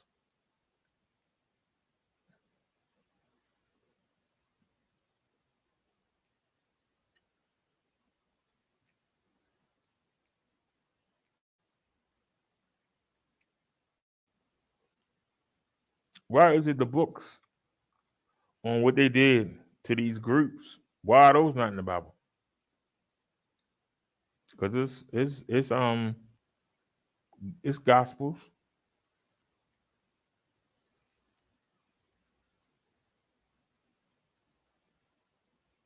Before the Romans converted to Christianity, They were killing thousands of early Christians, brutally killing them.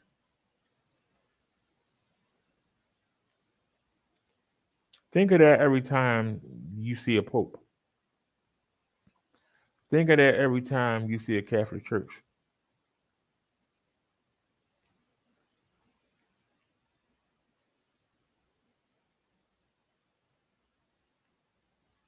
Until they turned to Christianity, they were killing Christians by thousands.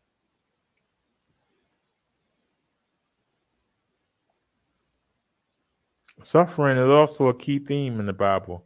It tells of many instances where God allows or was involved in suffering. Scripture tells us some people suffer because of divine punishment, some for their faith, and some to save others. Today, the suffering we see around us may be due to one of the above reasons, but there may be other reasons that we don't know or understand. Just like in the past, God knows exactly why He allows some people to suffer more than others, but He may not always reveal the reasons to us. We do know for sure, however, that God is loving and good. We can stay strong in our hope in Him through such times, even when we do not have the answer to the suffering. It's easy to feel a great sense of despair when we see so much injustice and discrimination around us. But I take comfort from what the psalmist wrote. Give thanks to the Lord, for He is good, His love endures forever. Psalms 107:1. God's goodness and love is clearly demonstrated through Jesus, whom He sent to redeem and save us from our sins when we were still God's enemies. You see, at just the right time when we were still powerless, Christ died for the ungodly. Very rarely will anyone die for a righteous person, though. For a good person, someone might possibly dare die. But God demonstrates His own love for us in this: while we were still sinners, Christ died for us. Romans 5:6-8. Jesus suffered the greatest injustice of all when He died for sinners like you and me. So in moments when we're suffering for no apparent reason and we cannot comprehend why, we need to only look at the cross. As German theologian Jurgen Moltmann once said, it's only for Christ's sake that I believe in God. And God promises that our suffering will not be forever. He will wipe every tear in the coming eternity.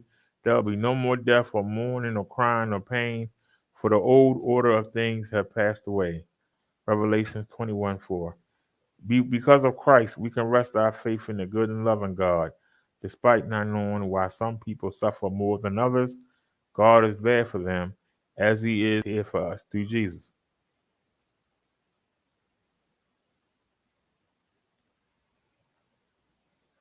It's getting late, so let me keep it going. We got one more because I babbled on.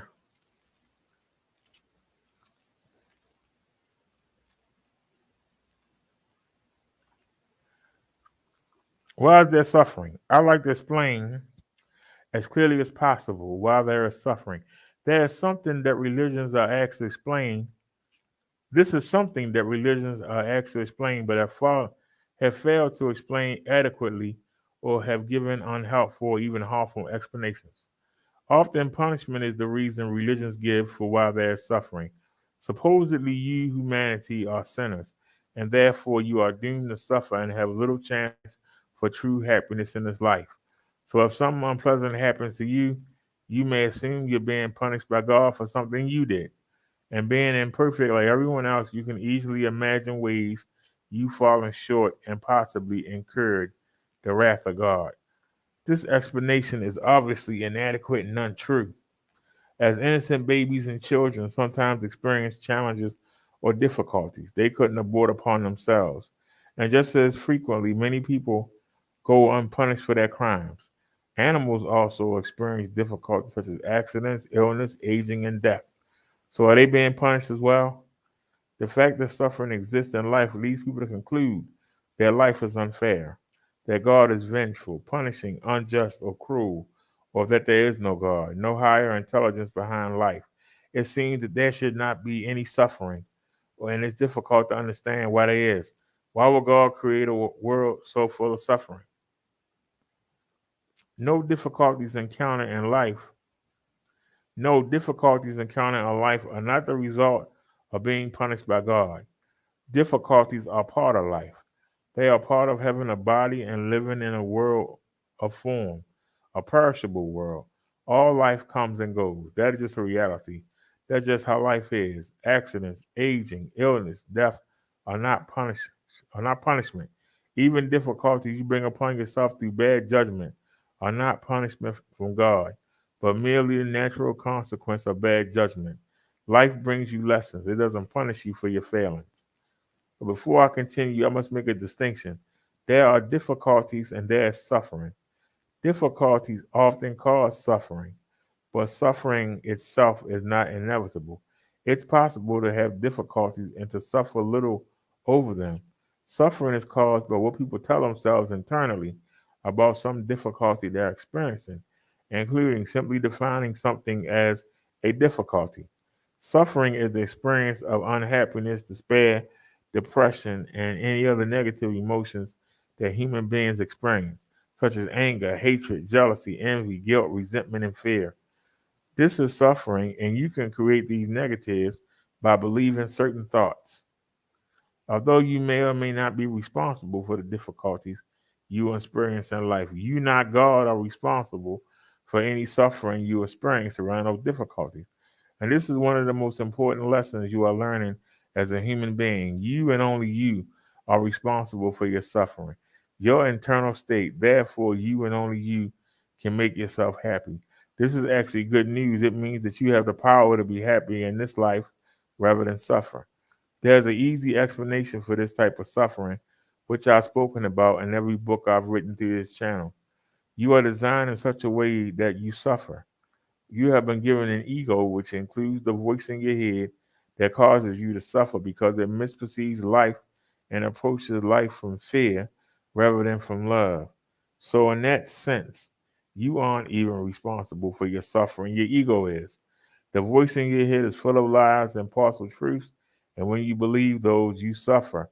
However, you are responsible for discovering this and waking up out of this programming.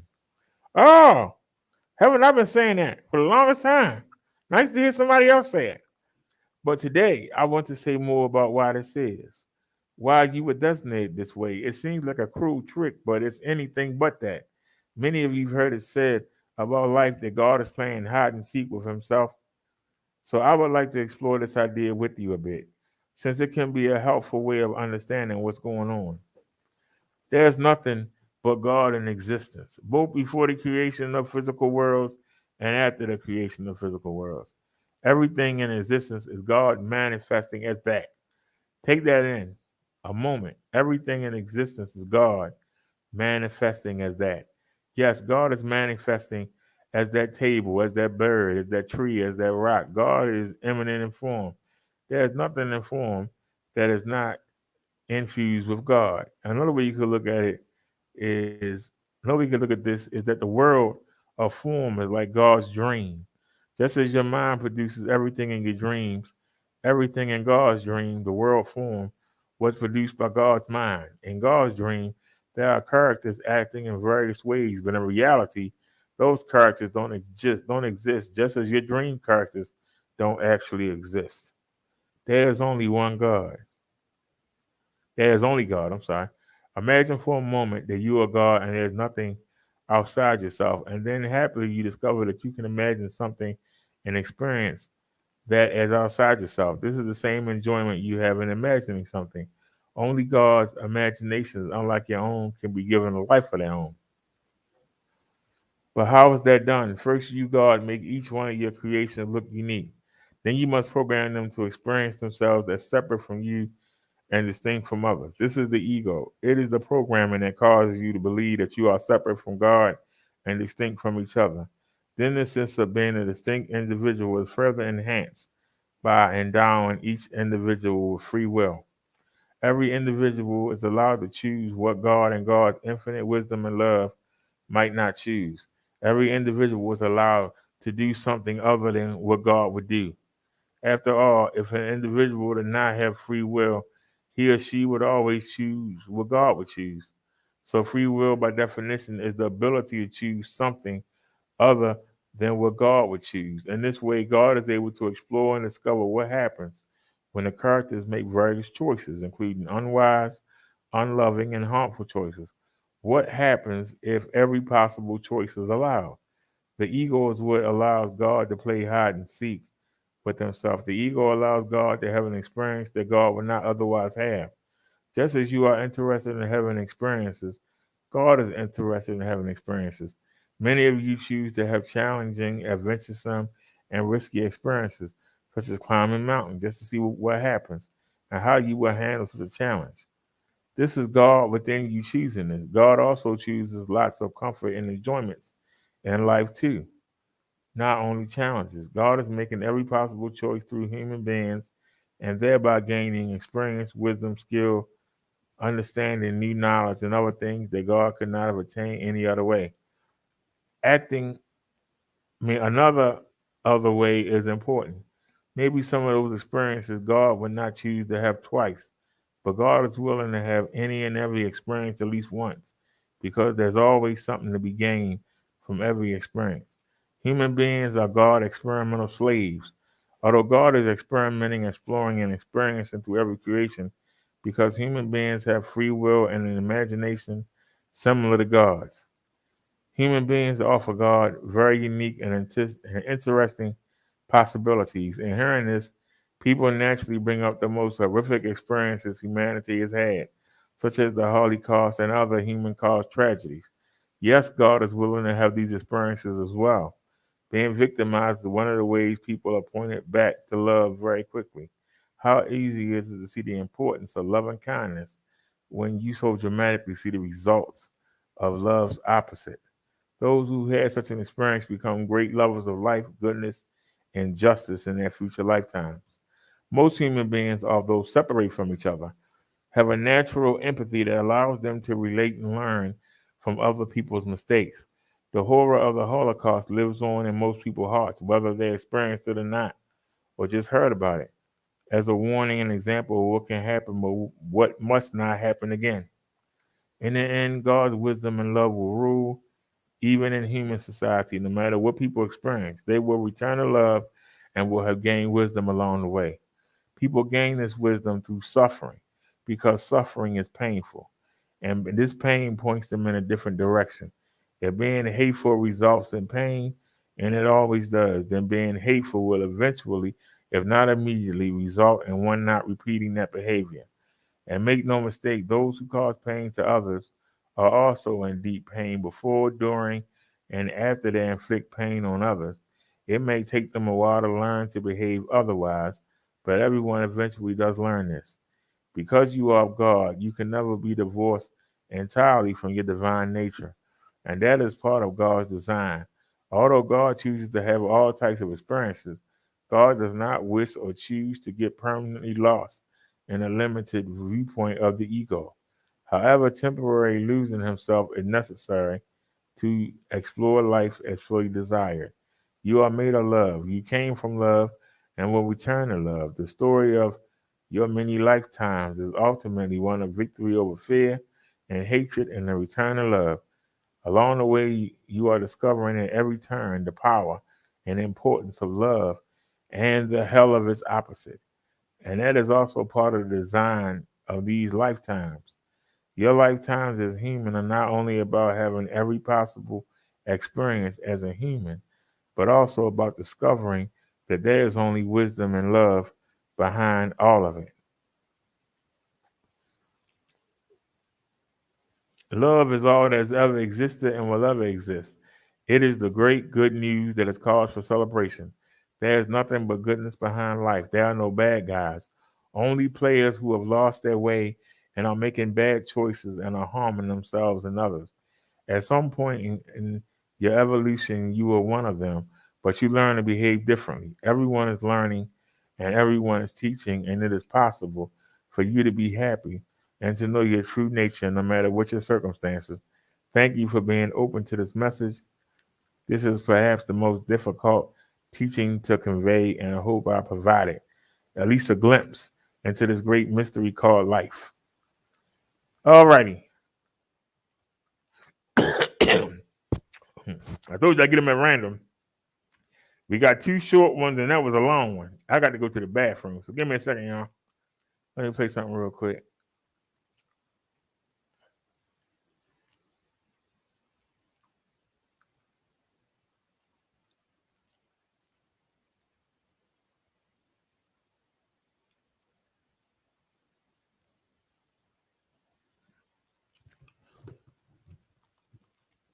Oh, yeah. Rodero. The one-man show. I'll back up another track. But not true. Can you feel that? I said, can you feel that? Oh, yeah. Nice and mellow. Oh, Lord, I'm not worthy of your love because your grace is the last thing I think of. I don't want the silver wrap of your anger, but I keep stumbling into danger. I let myself back into a life of sin. Can you forgive me again? I'm on the flesh, but deep down I have a zest. I keep failing the double test. This means I'm not ready. My heart is heavy. I'm stuck in a state of confusion. I'm doing wrong. It's like a nightmare, but it's no illusion. My God, what's the solution? Is the pleasure of this world enough to make my faith unfurl and pass? I try to stay on the right path, but it never lasts. I don't want to feel the wrath of your anger, but I keep stumbling into danger. I feel like a marked man. I know you understand that this agony is part of the plan. Or am I just weak? How did the devil sneak inside and deprive my spirit? Jesus said he would never leave us. So why is he being quiet while I died in snatched and unclean acts? Oh Lord, I'm not worthy of your love because your grace is the last thing I think of. I don't want to feel the rest of your anger, but I keep stumbling into danger. I'm making my plea. Jesus, can you help me? I'm not perfect on the outside. I seem righteous, but inside I'm fighting the battle of my life. I need someone to focus on, a child and wife. I got too much time on my hands. It's all about me. I'm free to do what I want. Whatever I feel with no repercussions. I get bored. My flesh and face start struggling. I get lonely. The followers at the church don't help. I'm around 100 people, but I'm still by myself, so it's easy to lower myself. I've been in the company of someone who threats my spiritual health. But Lord, you took my great grandma, my mother, bless their souls, and left me with no guidance in this cold, cruel world. The words of God, you snatched my baby girl just when I was starting to appreciate fatherhood. And you won't send anybody good who I can marry, who can carry a child for me. I refuse to be a single missionary in another country, alone in a nation I don't know. But deep down I feel that's where you want me to go. Oh Lord, I'm not worthy of your love because your grace is the last thing I think of. I don't want to feel the wrath of your anger, but I keep stumbling into danger. I don't understand my purpose till you unlike me and bring to the surface what you have in store for me. I wonder, are you ignoring me or is it the other way around? I know I'm stubborn, but your word says that a believer will from within change. And then that person won't want to sin while I'm really willing and able, waiting for you to the table my sinful lust and get in you I trust. So do what you must. I give you full control of my soul. Oh Lord, I'm not worthy of your love because your grace is the last thing I think of. I don't want to feel the wrath of your anger, but I keep stumbling into danger. Another hit from Bojero, one man show. You feel that? Hope it touches you in some way. I'm out. Praise God. Never forget what he does for you.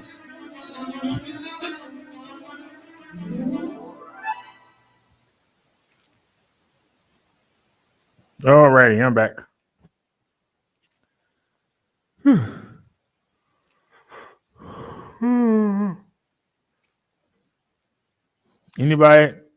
Anybody have any comments? Any questions about what we talked about tonight? There's the link if somebody want to come up on the panel.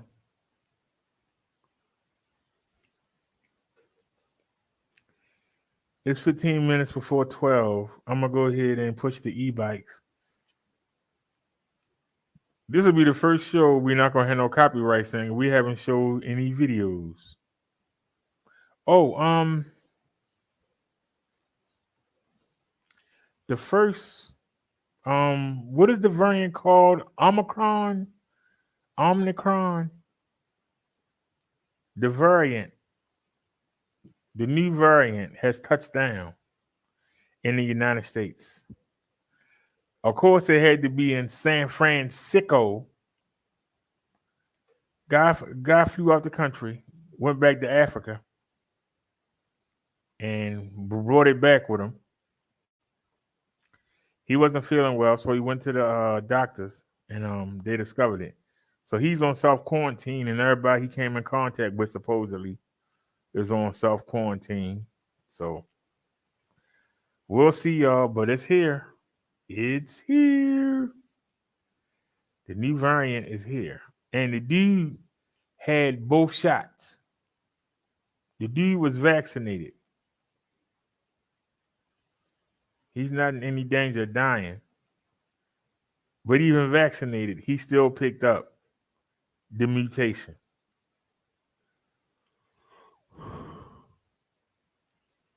That's not good.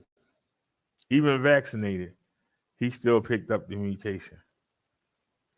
Matter of fact, before we do that, go back a second because I want to see how did actually I could have left it on there. I want to see how did the camera do, even though it kept cutting off on us a million times.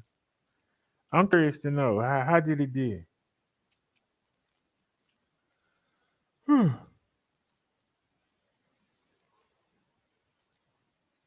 Oh my God, look at this. Look at this, y'all. We got 1, 2, 3, 4, 5, 6, 7, 8, 9, 10, 11, 12, 13, 14. It cut off on us 14 times. Y'all believe that? It cut off on us 14 times. That's crazy.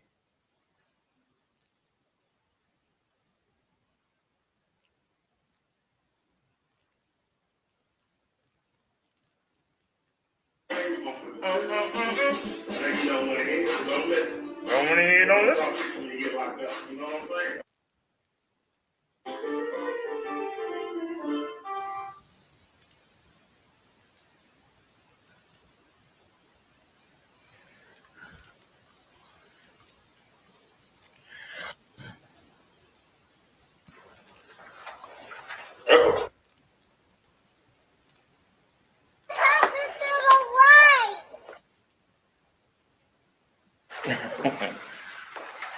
Maybe they can leave the doors open for me.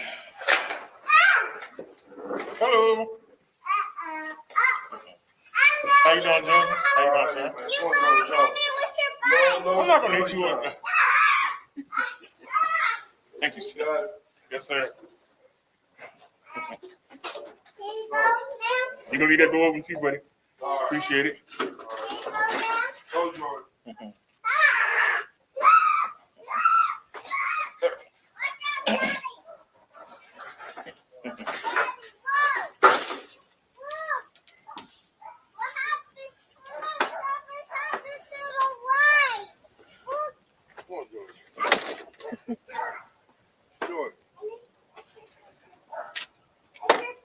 Come on.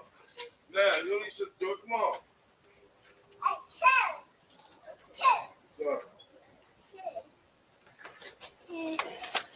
Bye-bye. All right, y'all have a good one. Bye-bye.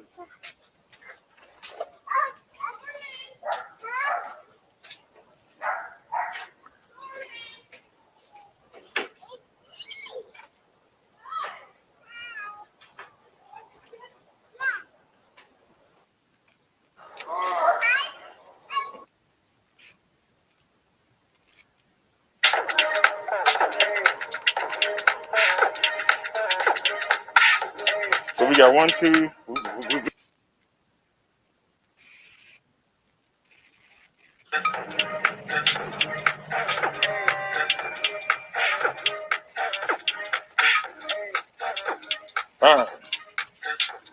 What, mother? All right, y'all, let's roll. We're gonna ride up to the market real quick.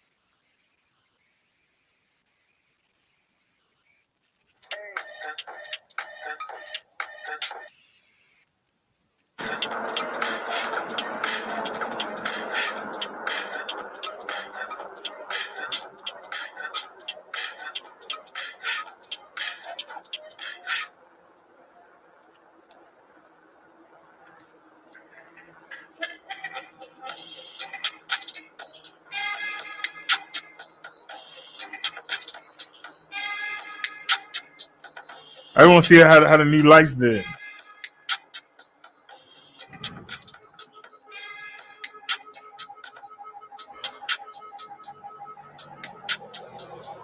We definitely bright. Oh, snap. Come on, girl.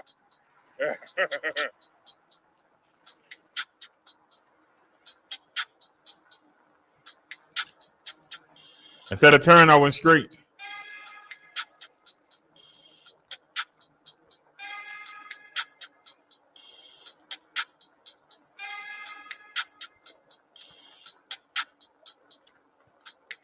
Don't forget y'all, we're in 360. If you on a computer, take the mouse, place it on the screen, hold the mouse down, and then you can move around and see everything. If you're on your cell phone or tablet, use your finger. You can maneuver around, see all the angles. I did a good job with the lights.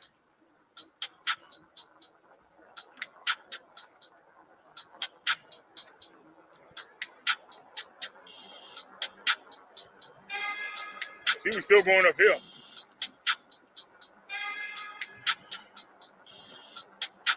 Then we got a four-way stop. But a green light, we ain't gonna make it. We're just taking chill here. We either really got a wee moment. We ain't gonna make it a light. Told you. Why I ain't even try?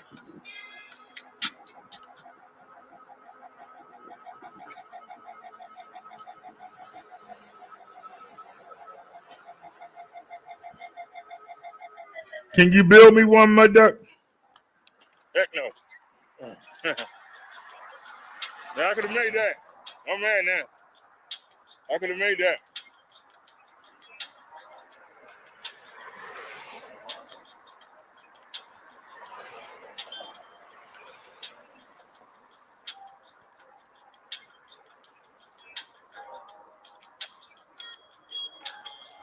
Why does it keep doing this?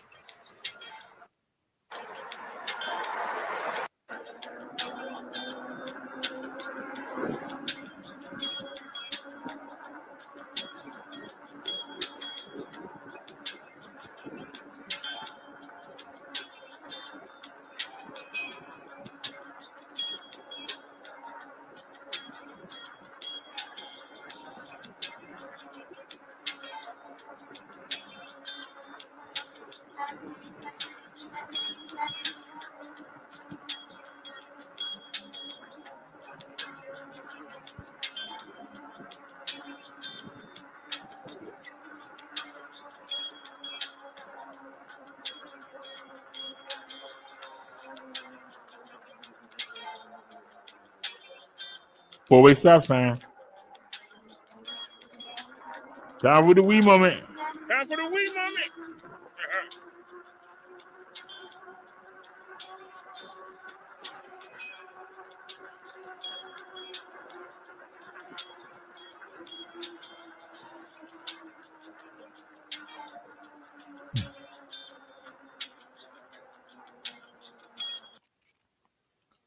Yeah, the camera went out.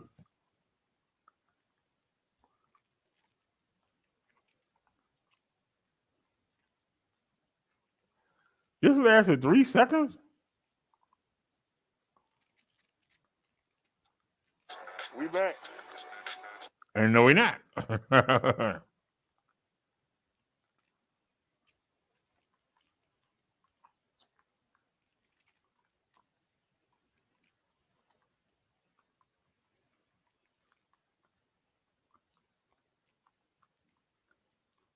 Okay, I ain't do nothing. You're spinning. All right. Well, so much for the 360-week hammer.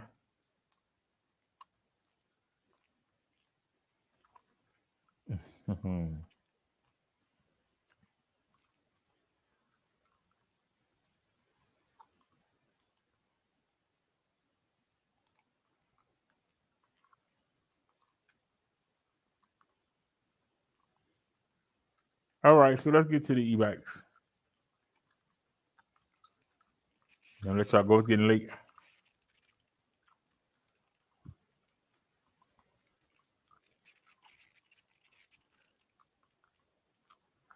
This is the Pedelec PX5. We call her Bessie.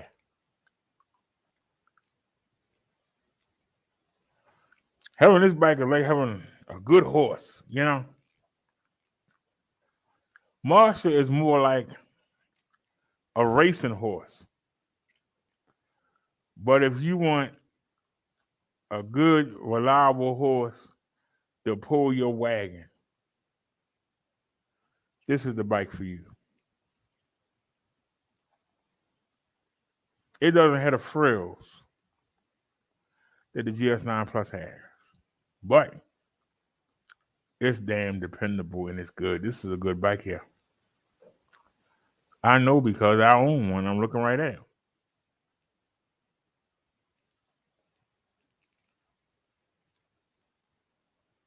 It comes in black also.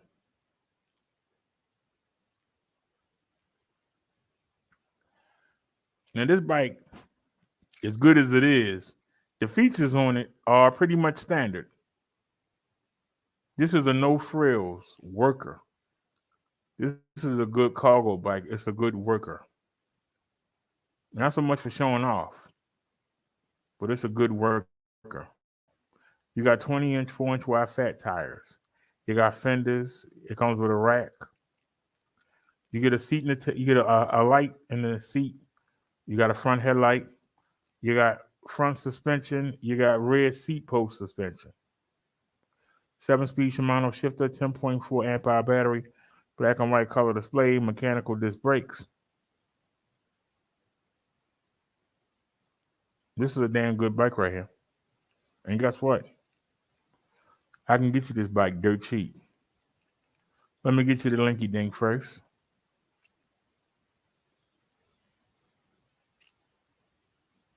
Last month they had this bike for $13.99. But they got the Black Friday sale going on. Here's the link. Let me get you the coupon code.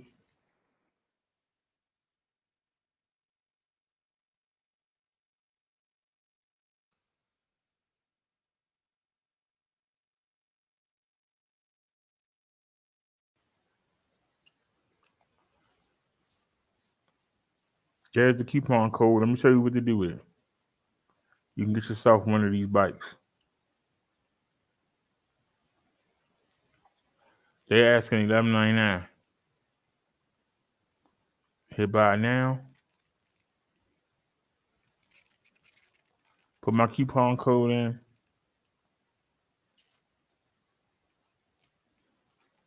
$9.99. You can get this bike for $999. It comes ready to go. It comes fully assembled, ready to go. All you gotta do is charge it. Take it out of the box. Unfold it. Bring the handlebar stem up. You ready to ride. You don't need no tools. $9.99. Free shipping, have it to you in 7 days or less. No sales tax. Can't beat it. That's a damn good bike.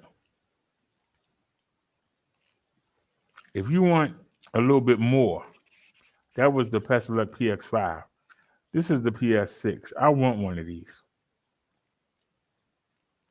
And that's why I'm doing this. To earn one. I get 15 of y'all to buy a bike with my coupon. They'll send me one.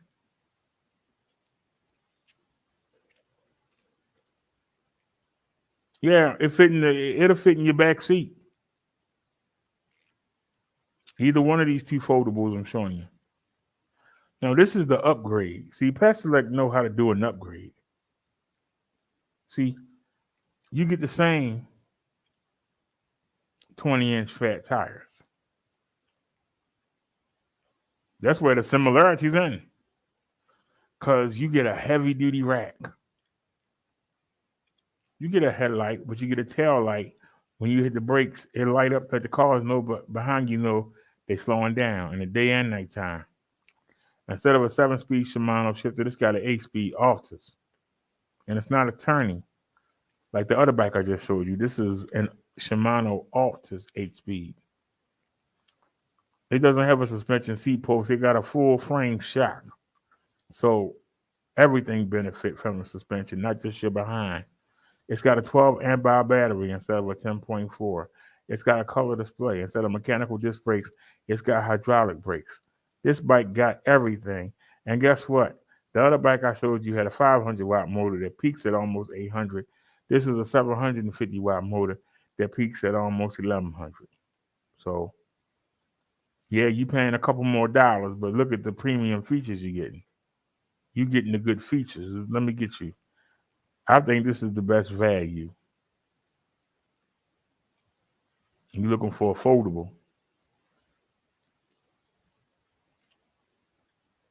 There's the link.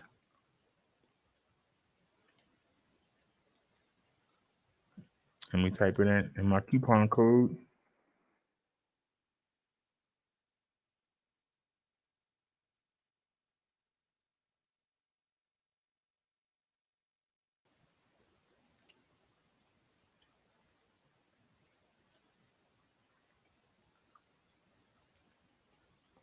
There's the link.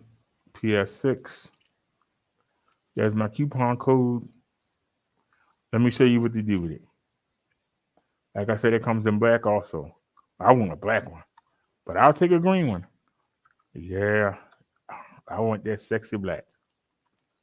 Look at that 8-speed Alta shifter. Well, that 750-watt motor. Oh, I can't wait. I was hoping to get one by Christmas, but ain't nobody buying no bikes. I still try to sell them to you though. They asking $15.99. Uh-oh, I messed up. Wait a minute. It's PS6, not 5. 5 is the $9.91 entry level. This is the Mama Jama right here. Use my coupon code. $300 more. You get all them features. $12.99. I think that's the best deal.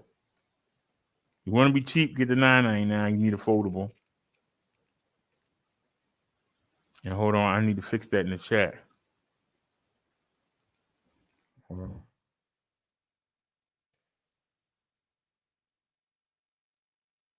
This is the Pasolette PS6. So Butter Dark PS6 is the correct coupon code.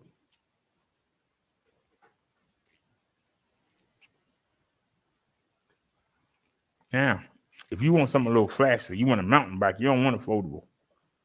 You want something flashy, then check out the Pasolette GS9. Check out this bike. Now,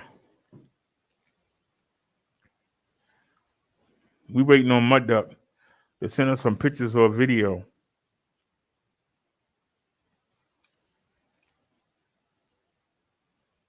Just look at this bike. It's beautiful.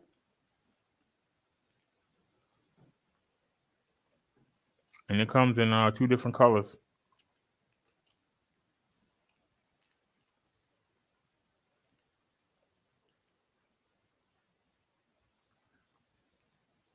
This bike got 27.5-inch, 2.8-inch wide tires.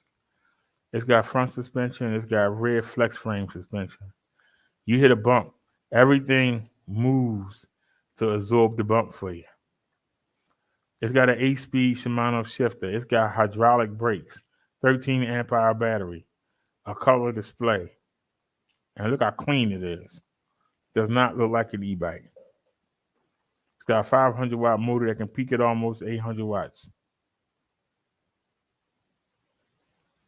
That's something that you can put a suit on and ride.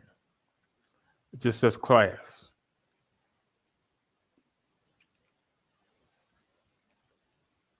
Let me get you the link for it in case anybody interested.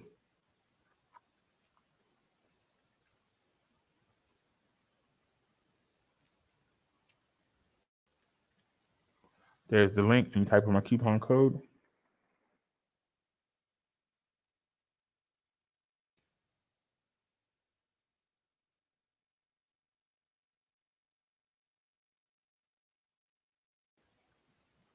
Copy it real quick.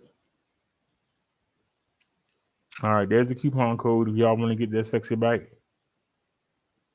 Butter Dog GS9. Let me show you what you do with it. Give you the link, give you the code. This is what you do with the code. Scroll down. Hit buy now. They're asking $14.99 for this e-bike. Use my coupon code. I can get you this bike for $11.99.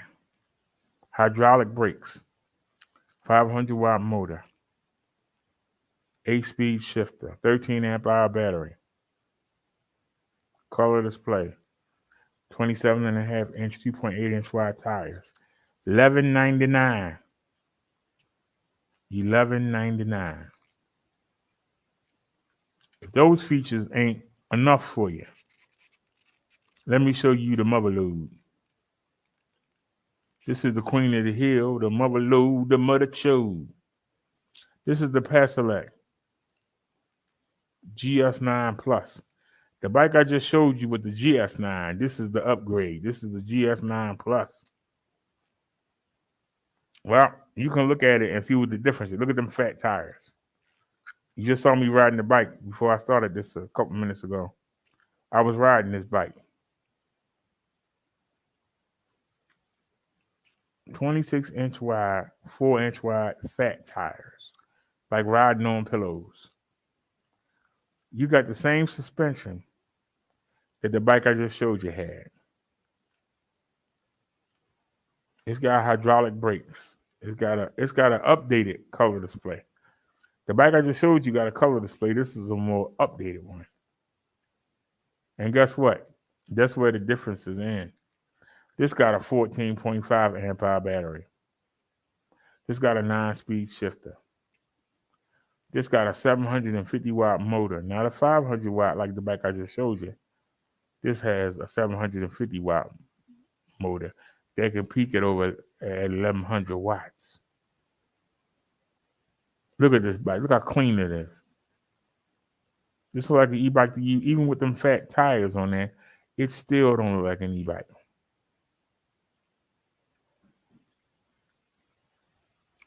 Actually, I was listening to the tires today. I haven't put air in either tire. I got an air pump right here. As you can see, I ain't even still got the rubber band on it. I got an air pump right here. I'm gonna have to. I'm gonna put some air in it before we go out Friday. I ain't got no way to go tomorrow. Mm-hmm.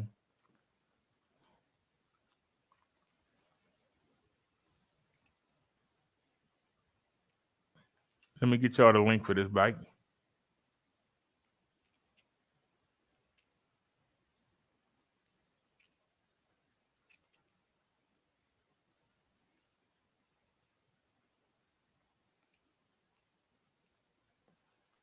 There's the link. Here's the coupon code. And type it in.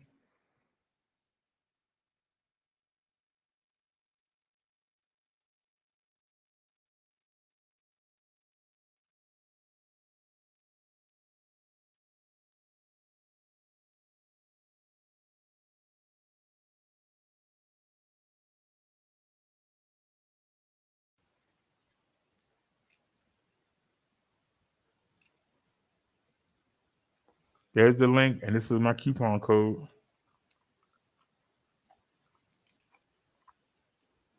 Let me show you what happens when you use my coupon code.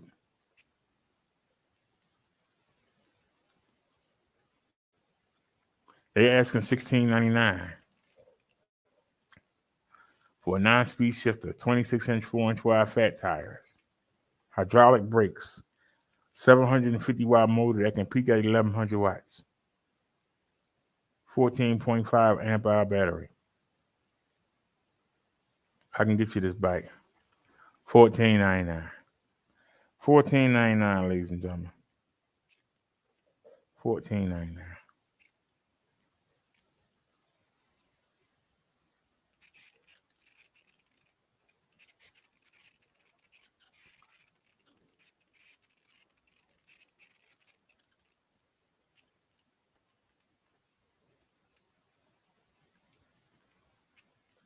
All right, we're not gonna show no videos. So all right, y'all. It's all 12:10. I will see y'all tomorrow. I'm going to go watch the wrestling. We're going ahead and cook. Well, all right, Mud Duck, send me some pictures tomorrow, and I'll show them on tomorrow's show. Send us some pictures. Send them to me on the Gmail. Send me some pictures, and if you want, you can make a short video, like just stick your camera phone and just shoot a little short video, 4 or 5 seconds long. Let us see it, see how it's coming along. But let me get ready to get out of here. Hope y'all enjoyed the sermon tonight, and I will see y'all tomorrow for Thursday. Y'all have a great night. Thanks for watching, everybody. Peace. Why y'all not members? It's only 99 cents. No excuse. See y'all tomorrow. Y'all have a great night. Thanks to everybody that came by. Mud Duck, Nia. I think Bobcat stopped. Who else came? Was just Mud Duck?